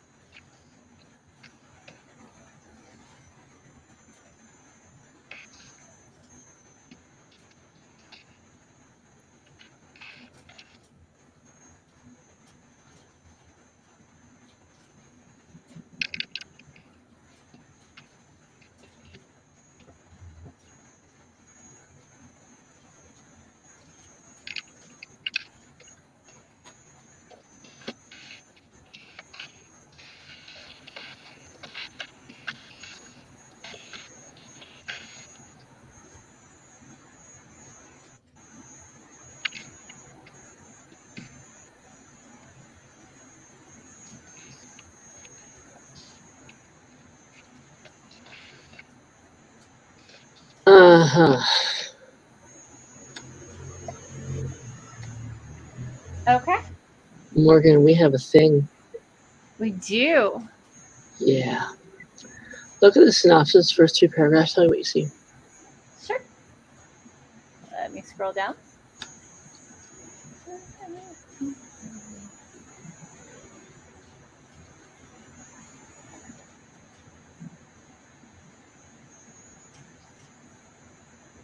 I see more conflict. That's not in the query. A little bit, but that's zooming out is zooming in here is okay. My concern. Look at the 3rd paragraph in particular. Oh, I'm sorry. I thought you said the first 2. Yeah, it's the first 3. Okay. So, yep. In particular, the last sentence in the 3rd paragraph. That's where have we seen that before? At the end of the query. Copied and pasted. I've seen it before. It's fixable. Wait. We're not supposed to reuse things from our query in our synopsis? In a steak sentence, you can't. Oh, steak sentence. Yeah. I've seen. I reuse query lines all the time in my synopsis when I'm terminating. You can do it some, but the thing is that they're different approaches. You have to instruct differently. And so to reuse them, normally what has happened is that you've recycled, and normally the editing process is going to get changed because query isn't supposed to sound like a synopsis. But also, especially the steak sentence, again, like this sentence is an entire genre of lack of specificity. Oops, sorry, I hit the arrow. It's easy to fix. It's just, you got to do the work.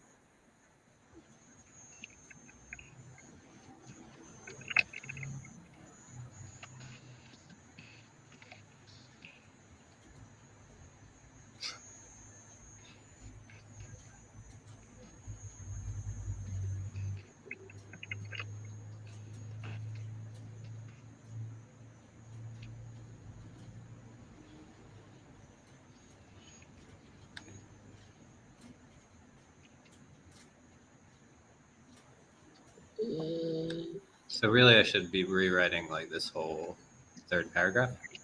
I mean, eventually, it's not the bigger concern is the query because it's the more you get more focused.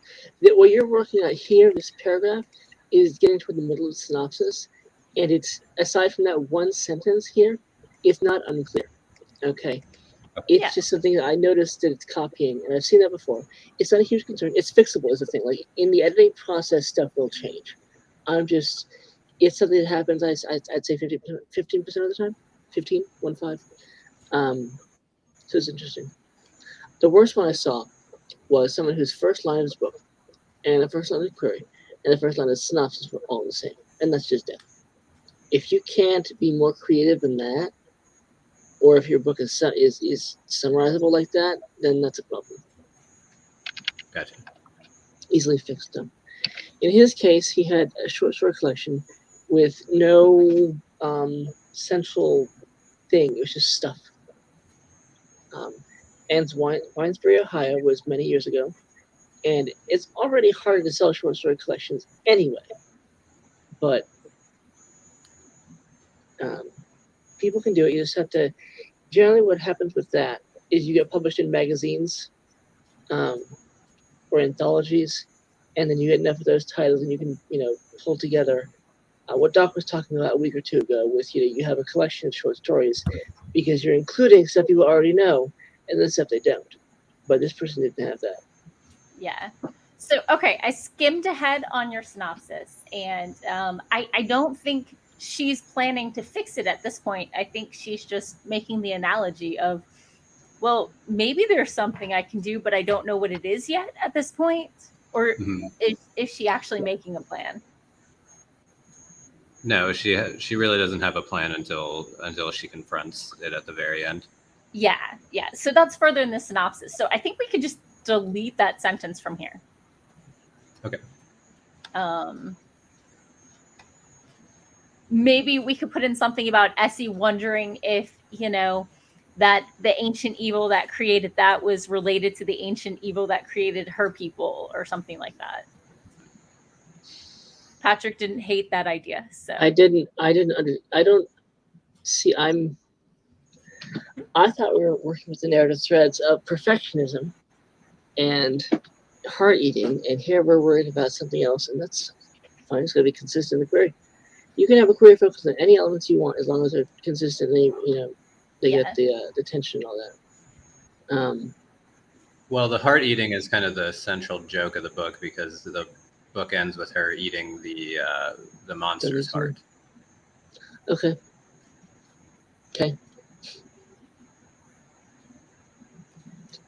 I mean, it sounds like she doesn't kill people to eat the heart. She just eats the hearts once they're dead. Kind of like I used to have a cat who was a cannibal, but I'm pretty sure it was roadkill, not that he murdered another cat to eat it. Is the query ready for us again? I'm sorry, say again? Is the query ready for us again? I say as I speak 83 words a minute. Sorry, we distracted Zach again. So, okay. What was that? Is the query ready for us again? Oh, yes. Okay. Okay.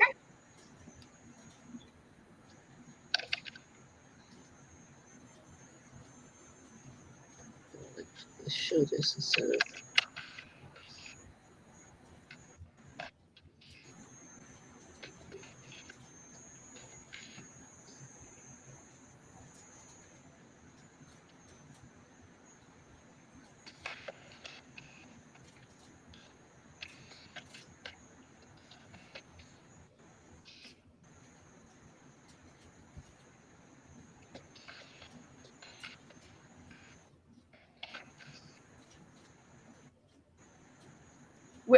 What? Did you just add nouns? Is that a prepositional phrase? Are you? And okay? What else is it? What else is it? What else is it, Morgan?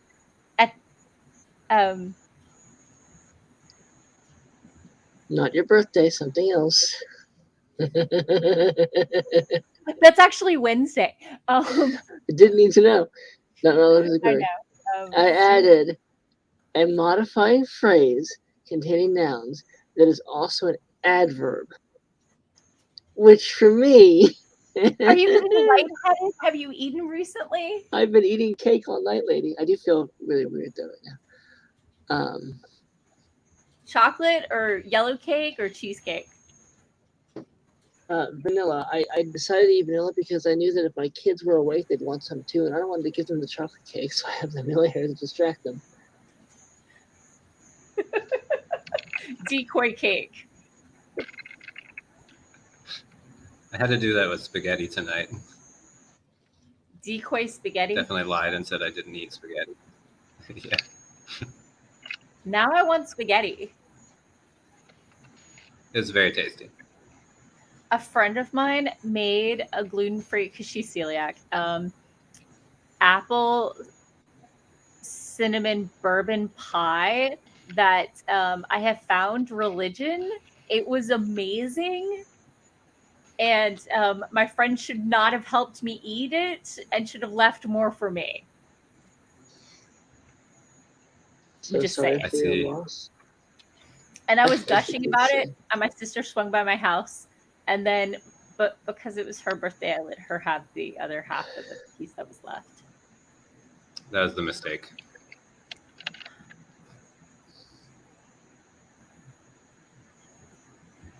I forgot to ask her if she found a new religion too, or if it was just me.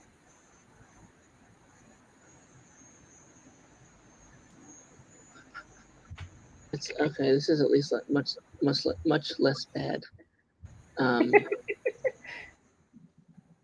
Nope. You know better. Did I do that? I didn't do that. You did that. Yes.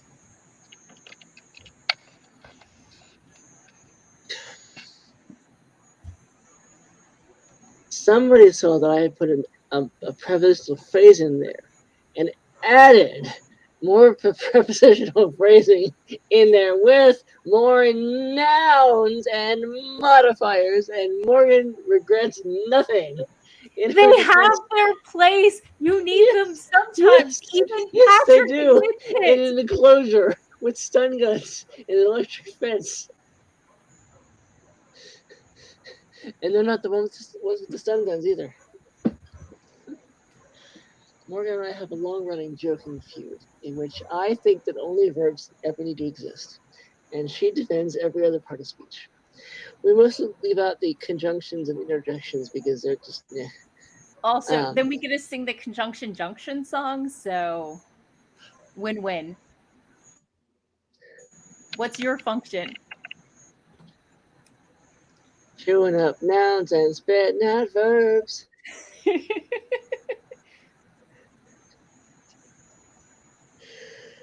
Okay.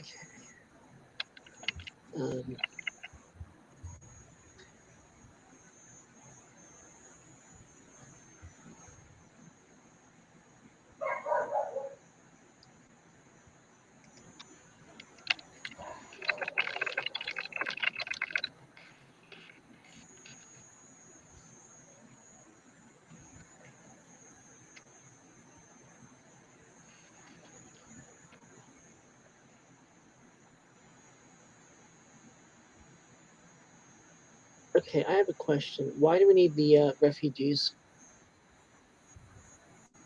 I think it just. I guess we don't. Okay then. Cool.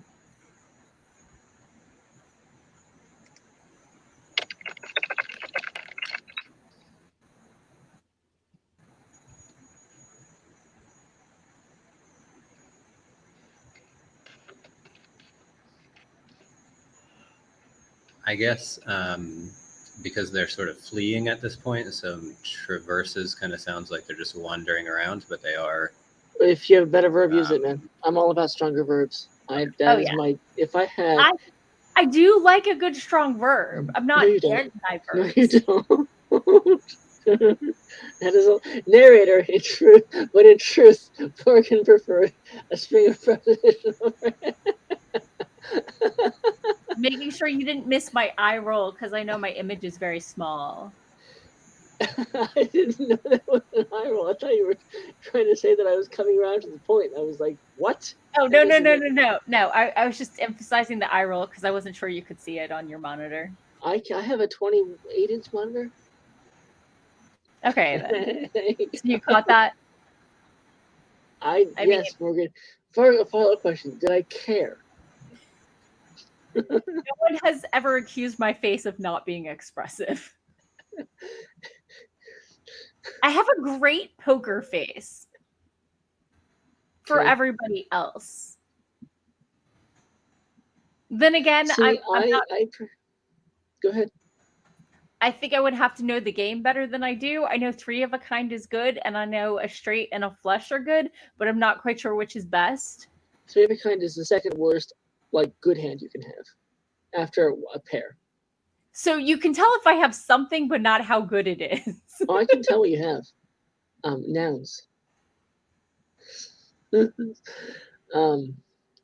I am a thespian, which surprises nobody. Thank you.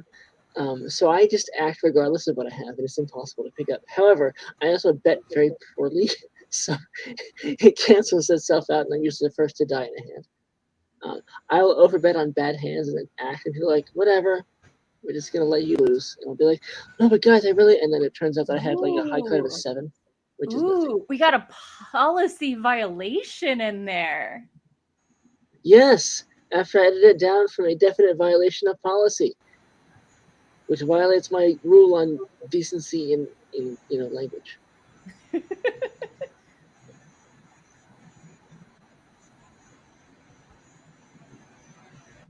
Where did we get them thinking it's a mild zombie plague? We need to have that be there first and then do the, oh, hey, wait, this thing is actually worse.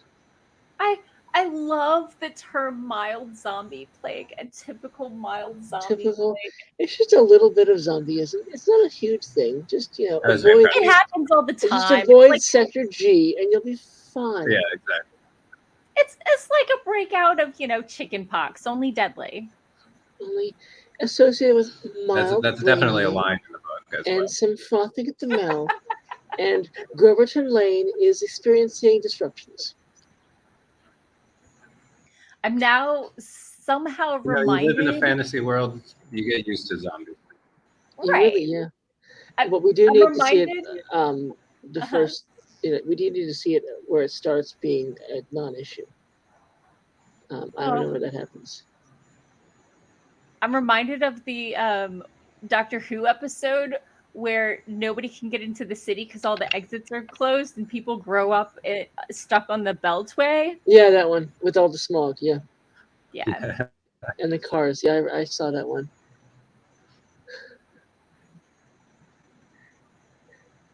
Can we not use the term as the noble? Whatever. Ship. I don't care. I think crew or something. Ship. I know we've already used it. I see noble and I think we're talking about the nobles, even though I know it's the ship name. Yeah, that makes sense. Go ahead. Do it as the ship traverses. Okay. Mm-hmm. I mean, I like the name. Yes, Morgan, fine. We get it. You have a thing. Okay. And you changed it. See how changing it worked? And then you can stop.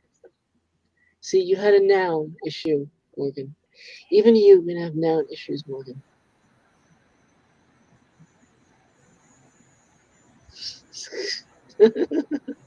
I was just trying to come up with the thing that means, I'm Yep. Polyfurtive speech that's not polyglot. So you having another noun issue, Morgan? So yeah. I know you're a verb fanboy. I like all of them. Yeah, no, it's not all parts of speech don't matter, Morgan. Without verbs, they're all sitting there like, yep. Uh-huh. Yep. Without nouns, verbs can't happen to anything. Verbs come with implied nouns, Morgan. All nouns do is, yep. There's a lot of times you've added in nouns so we know what was happening, how that Morgan, thing happened to add agency and also your mother. Your mother? Oh, I would love for you to fix my mother. I am afraid that's probably out of my skill range. It Although, really if I could take a red pen and delete Step things. with it, yes. Rewrite your history, her history. So briefly about my mother. Retcon. There are people who read fantasy and there are people who live fantasy. Oh dear. Yes. So she has to choose to return to reality. Is the vaguest possible. Back to I use her as a bit of character motivation in the book series I've been writing, and it's been really nice to just be able to stab her semantically all over the place. Do you find it therapeutic? It's so nice to just tell her to stop being gross, and eventually she does sort of healish, so that's good. If you don't like your mother, write a character like her and fix her instead, because I'm not trying to fix a 60-whatever-year-old woman. That's not my job. She's probably a little set in her ways by now. You know, there's some stuff there. There really is. Yeah. Some stuff, and also, to use another noun, Morgan, just for you, some stuff and some things. Ooh, I do love stuff and The things. things aren't good. Ooh. You know. She's not a bowl of strawberries. I don't think she could be confused for any fruit. Rotten fruit? Let's not even do that. Okay, sorry. There's nothing. Moving on. It's fine. So I am the fruit of the family, by the way. Excellent, excellent. Yes. See, I was. Anyway, so, rotten fruit gets into fun stories. Okay. Where all you can do is sit and cringe. Okay, so are we happy with the query? Have we changed things in it? I don't know. I was waiting for him to do the zombie thing. I was waiting for him to insert that zombie plague a second time. I don't see any zombie language before this. But I know zombies do. I don't think they run into the zombies before then. Seemed like a typical mild zombie plague means this is its second appearance in the story, right, Zach? Well, I actually originally said seems like. Oh, okay. Well, in that case, mister, I got a verb wrong. Yeah, it sounded like it's something they know that happens, but they run into it. It's a dark day here. Right, exactly. Patrick was wrong. It is about at the 1/3. It is about the 1/3 point where they start to deal with the zombies. So I was so excited about the story. Very shook, and I feel very attacked by myself. Have some more cake. It'll help. And I don't think Morgan, nouns won't help this. Nouns will not help this. I need to cakeify, if anything.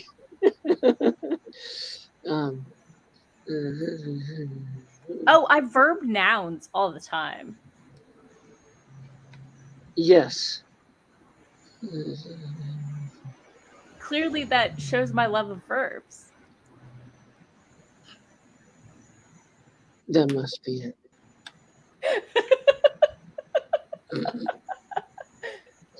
Oh, God.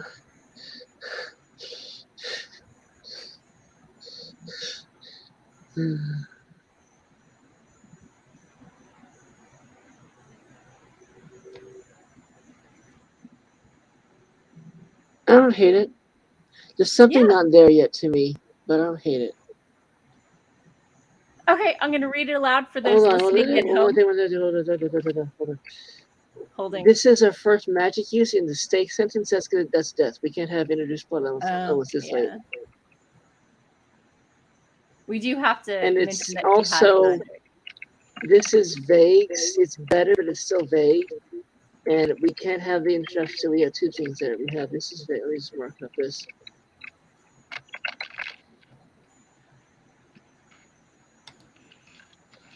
Do the rules help her control her magic?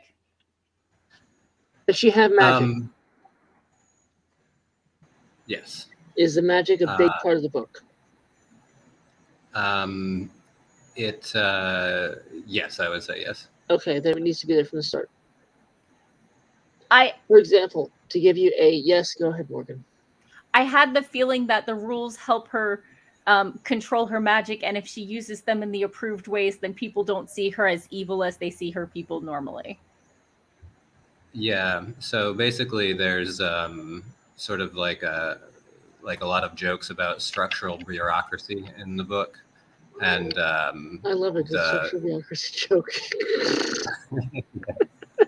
That was just the strangest word string I've ever heard.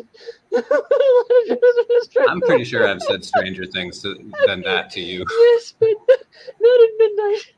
Patrick, need a moment. I mute myself because that's... Sorry. Please continue. I mean, it was in the book. Oh, I guess you didn't read that far.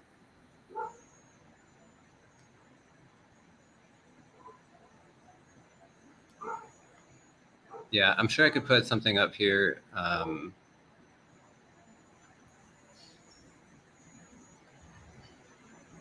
Like, she's not really a devil, but I feel like it's okay in the query letter to call her that, right? Like, I could say something it's like... approximation is fine, yeah. It's the concept of it is what you're looking for. The thing you need to have the magic in there from the start.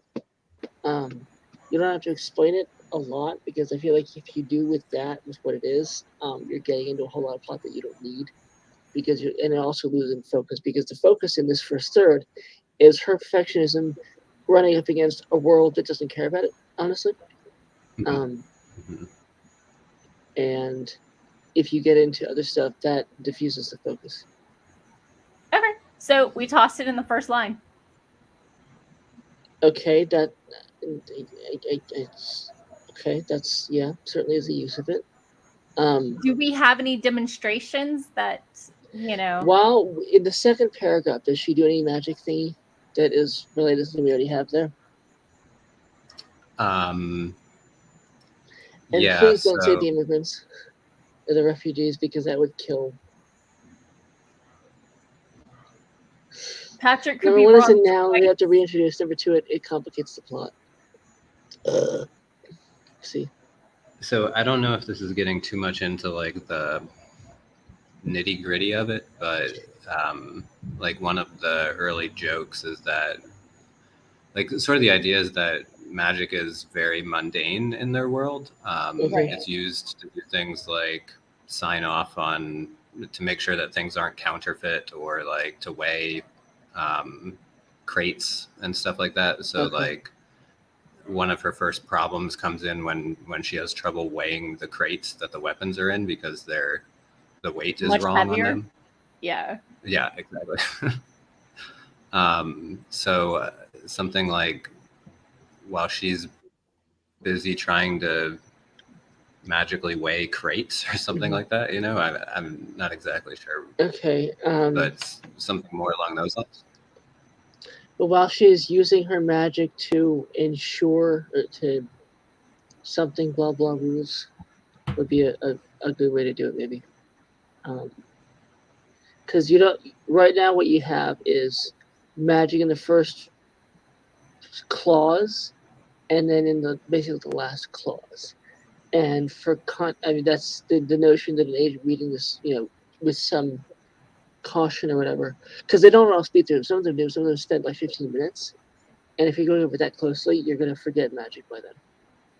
What about something like when she uses her scale magic? That sounds wrong. Brain. Weighing magic.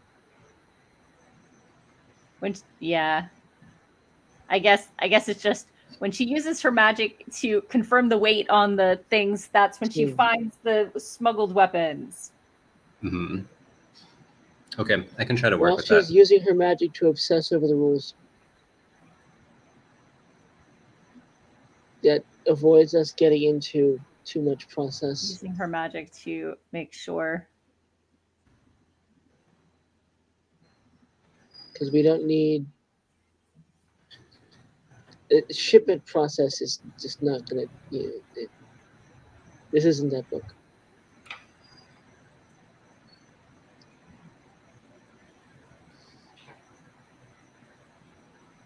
Okay. Go through, accept or reject. I think it sounds adult enough now.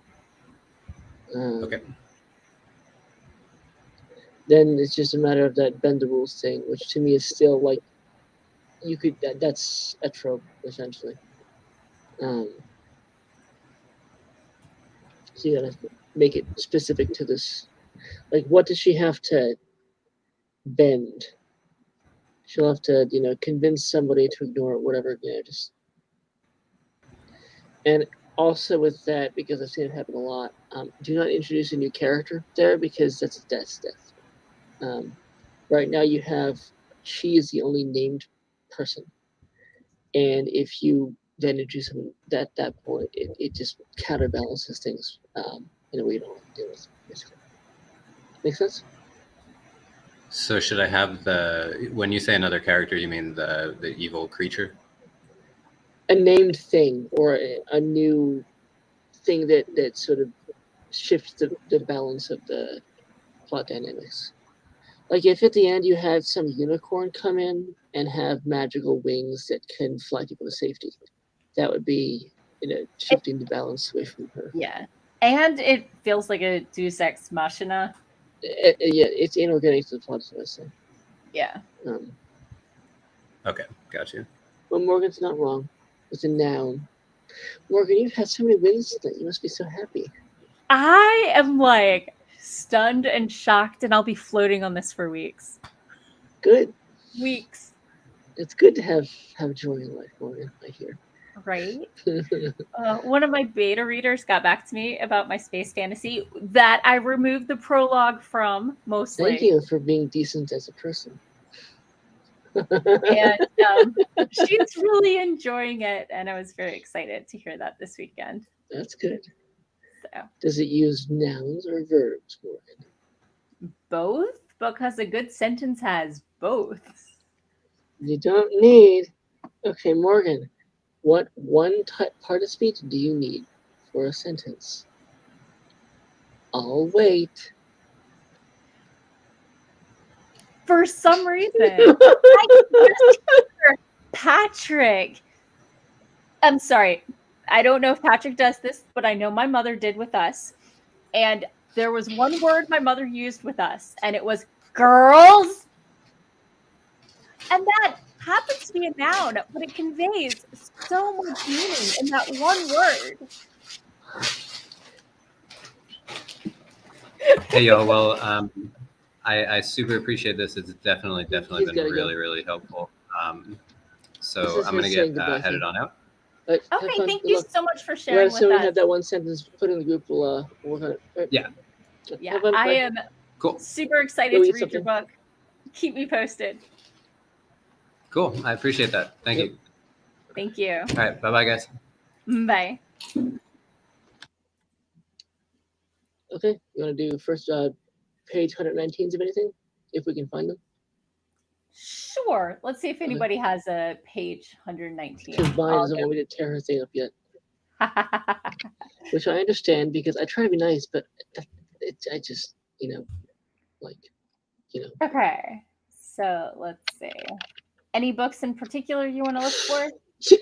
You met me. Okay. The only title that I can think of is The Lesbiana's Guide to Catholic School, but I don't know that you can get 119 without having the ebook, which I don't think you do. And I sure don't. I could not. There's a way to do it, but I'm not going to do that because that would be gross.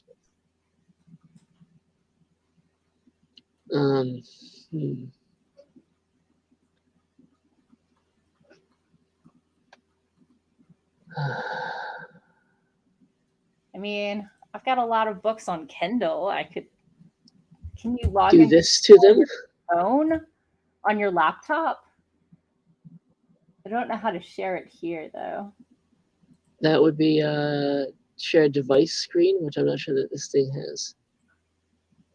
Okay, I think I might be able to do this. Okay, cool. Do it. Let's see. This is a novella, so it's Okay. a little faster pace. So Well, then skip to whatever paid movie mill for that was like 60 or something. I don't know. So the middle of this is 93. There you go. So here we go. All right. Let's see. That's sorry. I was sharing the tab and not the window. Yeah. My bad. So you messed up a noun. That's fine. window. Okay. So ironically, I dropped off to sleep instantly that night. Perhaps it was because of all the tensions that were too close to the surface again. Falling asleep quickly whenever you have the chance is the third thing you learn in the Army. The first thing you learn is to keep your mouth shut and let the sergeants blunt their teeth on the people who can't. The second thing is to never pass up a chance to piss. I woke only once when I fancied I heard a cry. It sounded like a male voice, deep and hoarse. I bolted upright in bed, grabbing for my pistol, but did not hear anything else. Battle nerves, I told myself. After the day I'd had, perhaps it was no wonder. I listened carefully, and just as I was thinking of getting up and prowling around, I heard Angus snore from the next room. I'm used to the sounds that Angus makes, of course, but his snore is quite legendary, and it's entirely possible that it might have worked its way into a nightmare and woken me. I put the pistol back down on the night table and went back to sleep. I woke to the second time to music. It was a glorious layered composition, half a dirge and half a joyous melody, the notes weaving and intertwining like the flight of mating birds. I knew at once that it was Roderick. No one else in the house played at all, and I doubt many people on Earth played like that. The notes Roderick coaxed from that piano were so far beyond my meager ability to comprehend that I can barely explain it to you. It was like sipping a fine vintage wine and knowing that there were complexities that you would never be able to taste, hidden depths that you could not understand. Roderick's music was genius, and I knew just enough to know that I could not appreciate how far beyond Okay, so the obvious thing here is, to me, two obvious things. Number one, this could not be a first chapter because it starts in the middle of a process and it doesn't do it in a way that you can do it in a first chapter. Yeah, so that's fine. You're not expecting that, but there are some chapters that could be the concept of the start. Right. Could be a first chapter. This can't, and that's fine.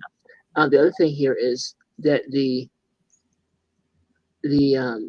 concern here isn't elevated, and neither is the word choice. So we don't have someone trying to impress with rhetorical quality while dealing with a stick in the mud being irritating.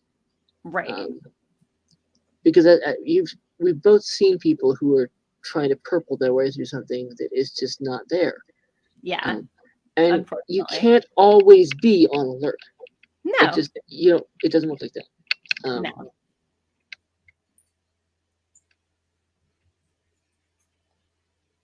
That is, to me, sort of solid. It's okay. I'm not the biggest fan of it, but for what it's doing, it works fine. It's competent, let's say. I don't know. Go ahead. I was just going to say who wrote it and everything, but go ahead. Okay, yeah, go ahead, do that. So this is What Moves the Dead by one moment. Ursula Vernon or T. Kingfisher, whichever, probably T. Kingfisher, same author, different. I think Ursula Vernon's her kid stuff. And this is her retelling of Fall of the House of Usher. Usher, okay. Yeah. So it was a nice novella, and as I said, this is just to me it feels sort of crossover with what yeah. She does do a lot of YA as well.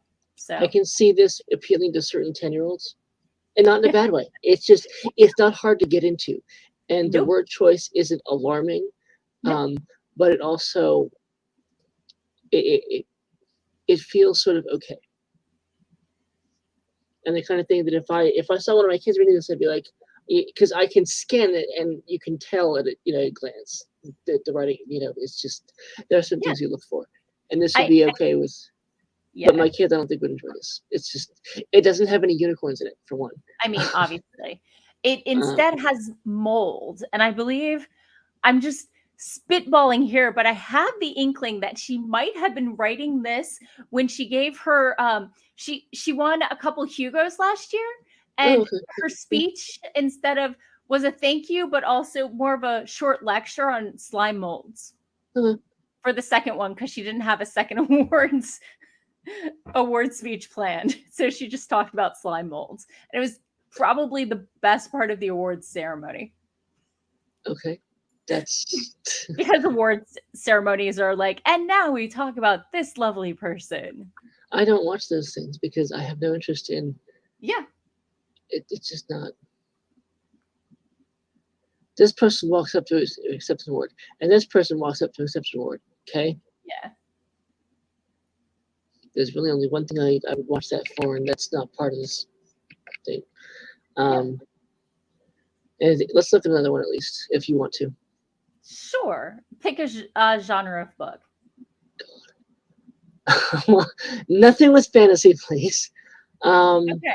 I think let's go contemporary. Here, adventure. Give me adventure. Oh God! If you have anything.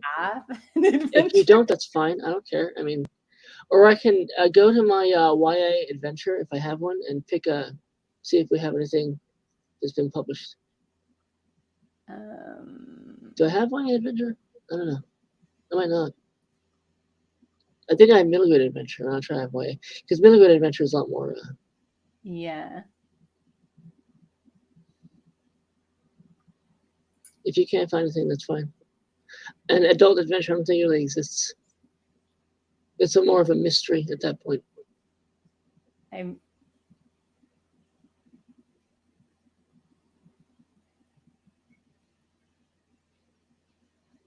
That's not really an adventure. Fantasy, romance, fantasy. Wow, that is like no. Contemporary fantasy. No. The Emotion Thesaurus. That's a nonfiction. 550 instant pot recipes. The middle of there is going to be ham recipe. I've got a couple mysteries and thrillers, but other than that, nothing. A mystery would be tolerable, I guess. I mean, it's certainly at least it's not going to be fantasy or romance. Oh wait, it has a ghost that she talks to. That's tolerable. Whatever. I mean, that's with the paranormal. Okay. That would be queried as a mystery with paranormal element or whatever, subplot or something. So, okay, depending on how you use it. I will pop to. And you can have a book with mystery and paranormal and urban fantasy, other stuff, subplots or elements or whatever. But as we've said, it's about what the main plot is. Okay. And I'll read it aloud if you want to. This could be a first page. Yeah. Yeah, let me take this off. Sure. I expected Ellis to call and apologize. He wasn't one to stand on principle when he said or did something wrong, but my phone didn't ring. At about 11 o'clock, I fired off a text to my best friend, Laura Lee. She'd always been a good sounding board. She'd been my rock when my engagement had fallen apart. She texted back right away. She was up late with a sick kiddo. Her second-born Hiram had the flu, and she was in bed snuggled with him. I didn't get into my troubles, but asked her to call when she had the chance. Needless to say, I didn't sleep well that night, and by the next morning, the fight with Ellis still weighed on my mind. It's not like I can change who I am, I said, stirring up yogurt and blueberries for Lucy and myself. I added a sprinkle of Vita Skunk supplement to hers. I mean, he knew this about me when he asked me out in the first place. We'd fought off a particularly terrorizing poltergeist, and we'd been buried alive and shot at before he'd even taken me out for pasta and a glass of wine. Lucy snorted and spun in circles that should have made her dizzy. I took it as enthusiastic agreement, even though it was more likely her appreciation for the pecans I sprinkled over her breakfast. I'm careful, you know I am, I said to my skunk's delight. And to my skunk's delight, I placed her bowl down for her. I did need to be more careful about law breaking, and I would. I never set out to break any rules. Sometimes it just happened. Ellis had been on jobs with me. He'd seen what it was like. I had to adjust to each situation. I always try to do the right thing, I reminded Lucy, who munched away. And if he can't see that, well. Okay, so interesting thing is happening here. Yep. We have a bluntness in the first line. Yes. And then we have it say in between expected and apologize. The simplicity of it, I think, is the point here. Yeah. And then we have another longer simplicity with relatively weak words, but then we have principle and something with a wrong as a follower, which to me is meant to have those stick out. And then we again have a short, my phone didn't ring. We don't have any emphasis with at all or not even once or whatever, because that would indicate a different emotion that we're getting here. Who you waving to? Oh, the real salties just popped on. Oh, okay. Okay. Hello. So I was just waving. Interesting. And we get that lack of, to me, okay, the way we process trauma, okay, is if you were alive for a certain horrible, the more you remember specific things, right? When my mother called me about the towers being hit, my blanket was blue because she woke me up. So that image there of that blue pattern is there, right? Yeah. I was in the car when the Challenger blew up, listening to the radio. We have these things imprinted. So for us to get about 11 o'clock tells us there's a level of trauma. This isn't. Okay. And then for us to further get, give a second here, fired off a text, right? We get the bluntness there of she's engaging with the process and not the message itself. If she said, I texted, that tells something different. And then we get the emotional resonance here of the sound, of the sounding board, rock, engagement, right? 3 nouns. Okay. The reason I've emphasized this thing, this every single word in this is deliberate. Okay. We go from important verb to important noun to important both of them to deliberately muted noun. Okay. Verb, and then we have the noun, and then more noun, right? Noun of best friend Lauralee, right? Sounding board, always been a weak verb deliberately. Rock, engagement, okay? Then we get another verb, and the verb after that, up late, sick kid out, and then we get them sort of mixed in there. We get a combination of nouns and verbs that are important, which communicates action and emotional familiarity. Sure. Do you think I'm just talking using? No. Okay. I'm sorry. I was replying to a comment in the audience. They asked the name of the book. It's Southern Bread and Dead. It's Southern Ghost Mysteries, Hunter Mysteries, Book 9, and it's technically separate, but there's a lot of reference backstory that gives away spoilers for earlier books. Yeah, I was just catching them up on what we were doing. And what I see. Okay, yeah, we don't have we had only one query, which is good because we couldn't have fit another in half an hour. No. But we like to look at how published things work. Yeah, I look at everything from a mechanical perspective because that's just my toolbox. Right. Yeah, and I do like looking at how pages, especially stuff published in the last 3 to 5 years, really holds up and how it's different from earlier stuff. So, one moment, I forget the name of the earlier books. So just let me.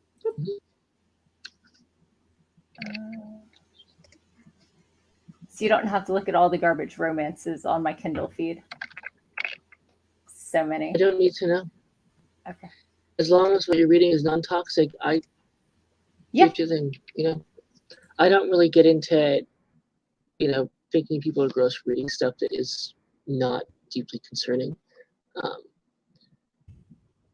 I mean, it's not. If you're reading The Heart of Darkness for the 93rd time, we'd have a conversation about that.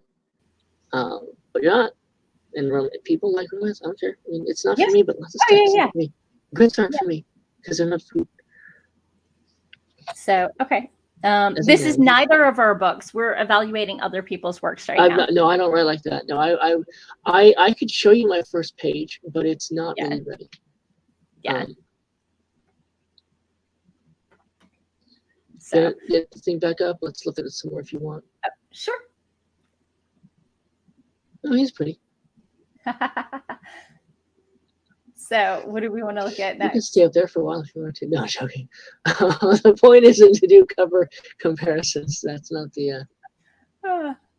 That's something. These are all self-pub. These are publishers, or these are freelance artists. You know. So traditional. Not sure. Traditional, self-published, traditional.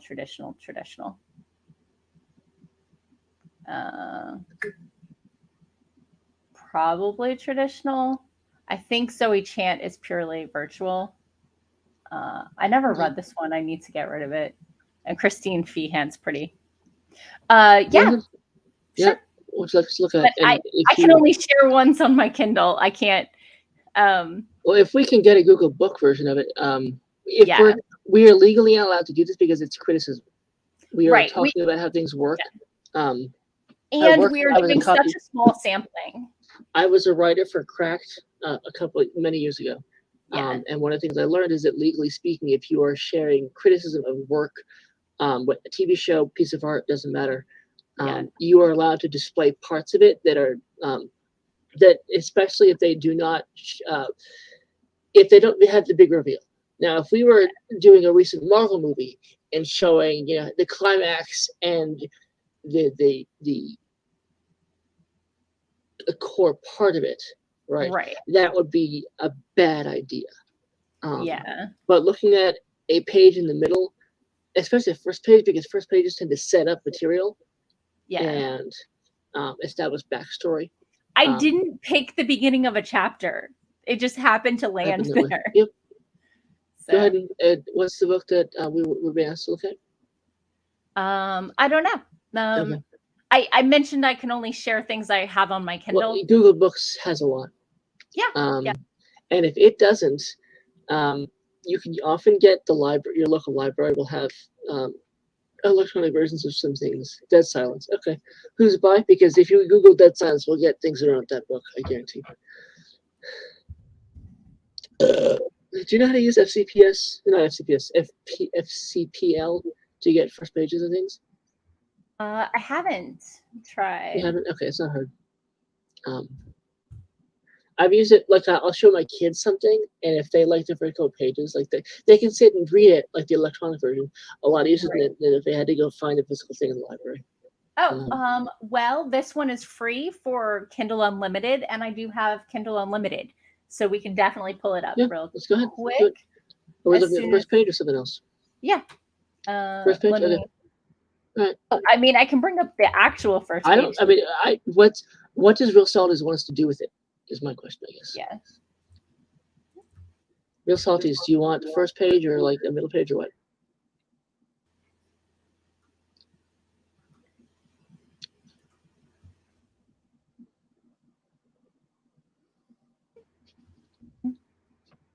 And I'm gonna use my same approach unless we got other feedback, because that's my tool. Oh, I have to return one first. Oh, you poor thing. So you can only have 999 at a time. No, it's for Kindle Unlimited, so I think it's like 15 or something because it's effectively checked out. Okay. So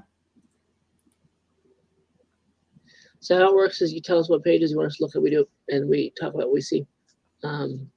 I focus on mechanics because that's simply my focus for everything. And then once I run out of breath, Morgan attempts to steer things back to less of there's value to what I do. Yeah. Oh, no, yeah. we're not. No, we are. I promise. No. The person who advised me on this, on all of us at Cracked, they have a legal team. Like they have people whose job it is to not get sued because you lose money, and it's just a matter of risk avoidance. But also as a media law guy with some background in lawsuits and things like that, I know that, for example, when the Washington Post and the New York Times read, whether it was Nixon's book or Ford's book, they used practically none of the book, but they got in big trouble because they used excerpts that were key to a big part of it regarding, I believe it was Nixon resigning before he get impeached. And if you remember that time in history, that's a really big deal. And so what they did, in effect, was to share the sort of spoiler parts of it in a way that made it free, which disincentivized people from buying it to find out what the hell the guys were assholes. Not that I'm bitter. But what we're doing is looking at pages that are non-essential to plot and character. And you can tell that because when the language is that sort of, not funny isn't the word for it. It's not spectacular, let's say. And it's not, and again, you're not going to get a huge thing happening on the first page of a chapter because that page exists to set up something else. Yeah. Okay. So this is only 129 pages. So I'll go to page about 60 or so. Oh, should I go to a chapter beginning? I don't care. Because this wasn't one. So let's see. Whatever. I mean, it's. Oh, back one is though. So, okay. Cool.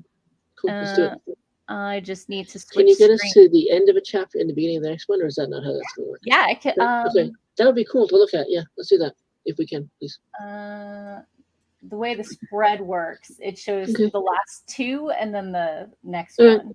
But we can definitely keep scrolling. So whatever. I mean, do what's easy and convenient and fun to all that. Sure. As we play with nouns and verbs. Okay. So that's the last page of something, or what? I believe. Oh no, I went too far. Okay. Okay. There we go. Okay. So I'll read aloud. Okay. Oh, that's way different. Wow. You can tell already this is different, right? Yes. Oh, yes. So, breath soured with death and decay blew across my face. Blood dripped from its mouth onto my white tank top as it glared at me with its sightless eyes. I was frozen in fear while I waited for whatever would happen next. The thing whipped its arm back and brought the shard of broken mirror down onto my arms over and over, stabbing into my tender skin. I screamed from the sheer agony as my flesh was torn. Blood pooled around me, running from my arms like a river. Maniacal laughter echoed from the creature, the ghost, as I bled and sobbed on the floor of my mother's bedroom. Ever! Oh God, ever! My mother ran into the room, her face a mask of terror. The creature over me disappeared as quickly as it had appeared, leaving me hurting and panting on the floor. Mia, what did you do? My mom choked out. I looked down at my bleeding arms and sputtered on my shock. I was clutching the shard from the broken mirror in my hand, still etching it into my flesh. I didn't, Mama. I shook my head, tears streaming down my face. It was them, I swear. Dios míos. My mom rushed to her bathroom and brought back 2 towels, wrapping my arms tightly. Mom, I'm scared, I whispered, shaking. Me too, baby, she murmured, her eyes wavering as she looked at me. We need to go to the hospital. I'm going to call an ambulance. Stay right there. I'll be right. No, I interrupted, shaking my head vigorously and reaching out desperately to her with my good arm. Please don't leave me. Sweetie, look at me. She took my face in her hands and made me look at her. I will be right back. I promise. No, I choked out as she got to her feet. She rushed from the room, her footfalls on the stairs echoing in my ears. Start of the next chapter. I was sick of hospitals and doctors. I'd seen more doctors in the past few weeks than I'd seen in my entire life before the accident. Once again, I found myself sitting in a cold hospital room. The white walls washed all the color from my skin and made me feel cold and uncomfortable. This time, I was totally conscious and very aware of what happened to me or what I did to myself. I guess it was just a matter of whose opinion you got. Everyone that had come into my room to talk to me seemed to think I was a danger to myself. I was positive that thing had done it to me, though. Voicing that thought only got me strange looks and a shot of something that made my head feel fuzzy. They stitched up both arms, shooting me concerned and skeptical looks. I was tired of trying to explain to everyone what had happened. I was groggy and tired and just wanted to sleep. Apparently, someone decided to consult Dr. Brighton because, to my surprise, he walked into my hospital room later that night. Ever, how are you? He greeted me in a serious tone. He looked impeccable with his dark hair combed back perfectly and his straight teeth nearly as white as the walls of the hospital. Well, I chuckled bitterly. I apparently hallucinated, then tried to kill myself. I've had a bit of a bad day. It would appear you have. He closed the door behind me and sat down in the chair beside my bed. I told your mom I wanted to speak to you alone. Are we alone? He looked around the room interestedly. Really? I snorted dryly. He continued to look serenely at me. I sighed and rolled my eyes. Yes, we're alone. Good, he answered. So, tell me what happened. Okay, that is. And I winked at Patrick to stop muting me. So I didn't have my headphones on for that one. Yeah, I didn't mind it. Okay. So the word choice is real clear. Yes. So let's look at the doctor's visit for a minute here. Okay. Sure. This word choice is deliberately sedate because it's describing something that's not remarkable. Okay. Yeah. And again, what we talked about on the other page, like when what you have here is basically sort of emotional process language of this guy coming in and talking to you, right? If that word choice is escalated, that tells the reader something big is happening, whether it's that she hasn't seen this guy in 15 years or he got out of prison for, doing something bad to dogs. But that isn't the case here. So instead we have that all it has to do is be efficient and clear. And in fact, not trying to be spectacular isn't. However, you go back to the previous chapter, right? And that first sentence tells you exactly what's going to happen, right? You have, there's a difference in fiction writing. Go back to chapter 12, the previous 2 pages. Sure. Breath souring with death, right? Those words are picked particularly. Souring is an uncommon word to use, especially when you're not talking about fruit, right? Souring with death. Link to, go ahead and tell us what you wanted to do with it. But so a long time ago, I was writing a book and I didn't know how to do this. And at a certain point, you learn how to write this way, where instead of there was blood dripping from its mouth, blood dripped from, right? A line that I have in my book, a prequel what I'm doing now is rain pattered onto the car roof, which is the same concept here, right? Just mechanically speaking, blood dripped from its mouth. You're positioning the thing that is moving or acting as the noun, and in doing so, you are giving immediacy and closeness to the action. There was blood dripping from is observational.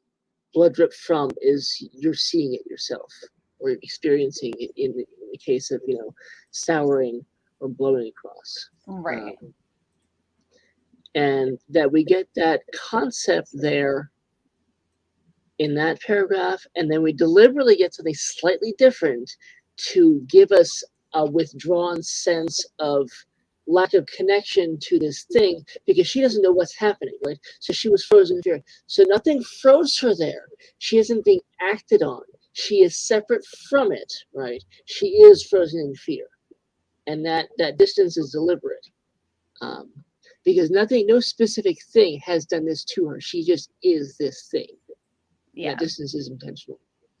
Yeah. And then we have more. I don't know if you want to, Salty's has a link he wants to sheet. I've got the link. Okay, go ahead. I can stop this and do that. It's a 37-page.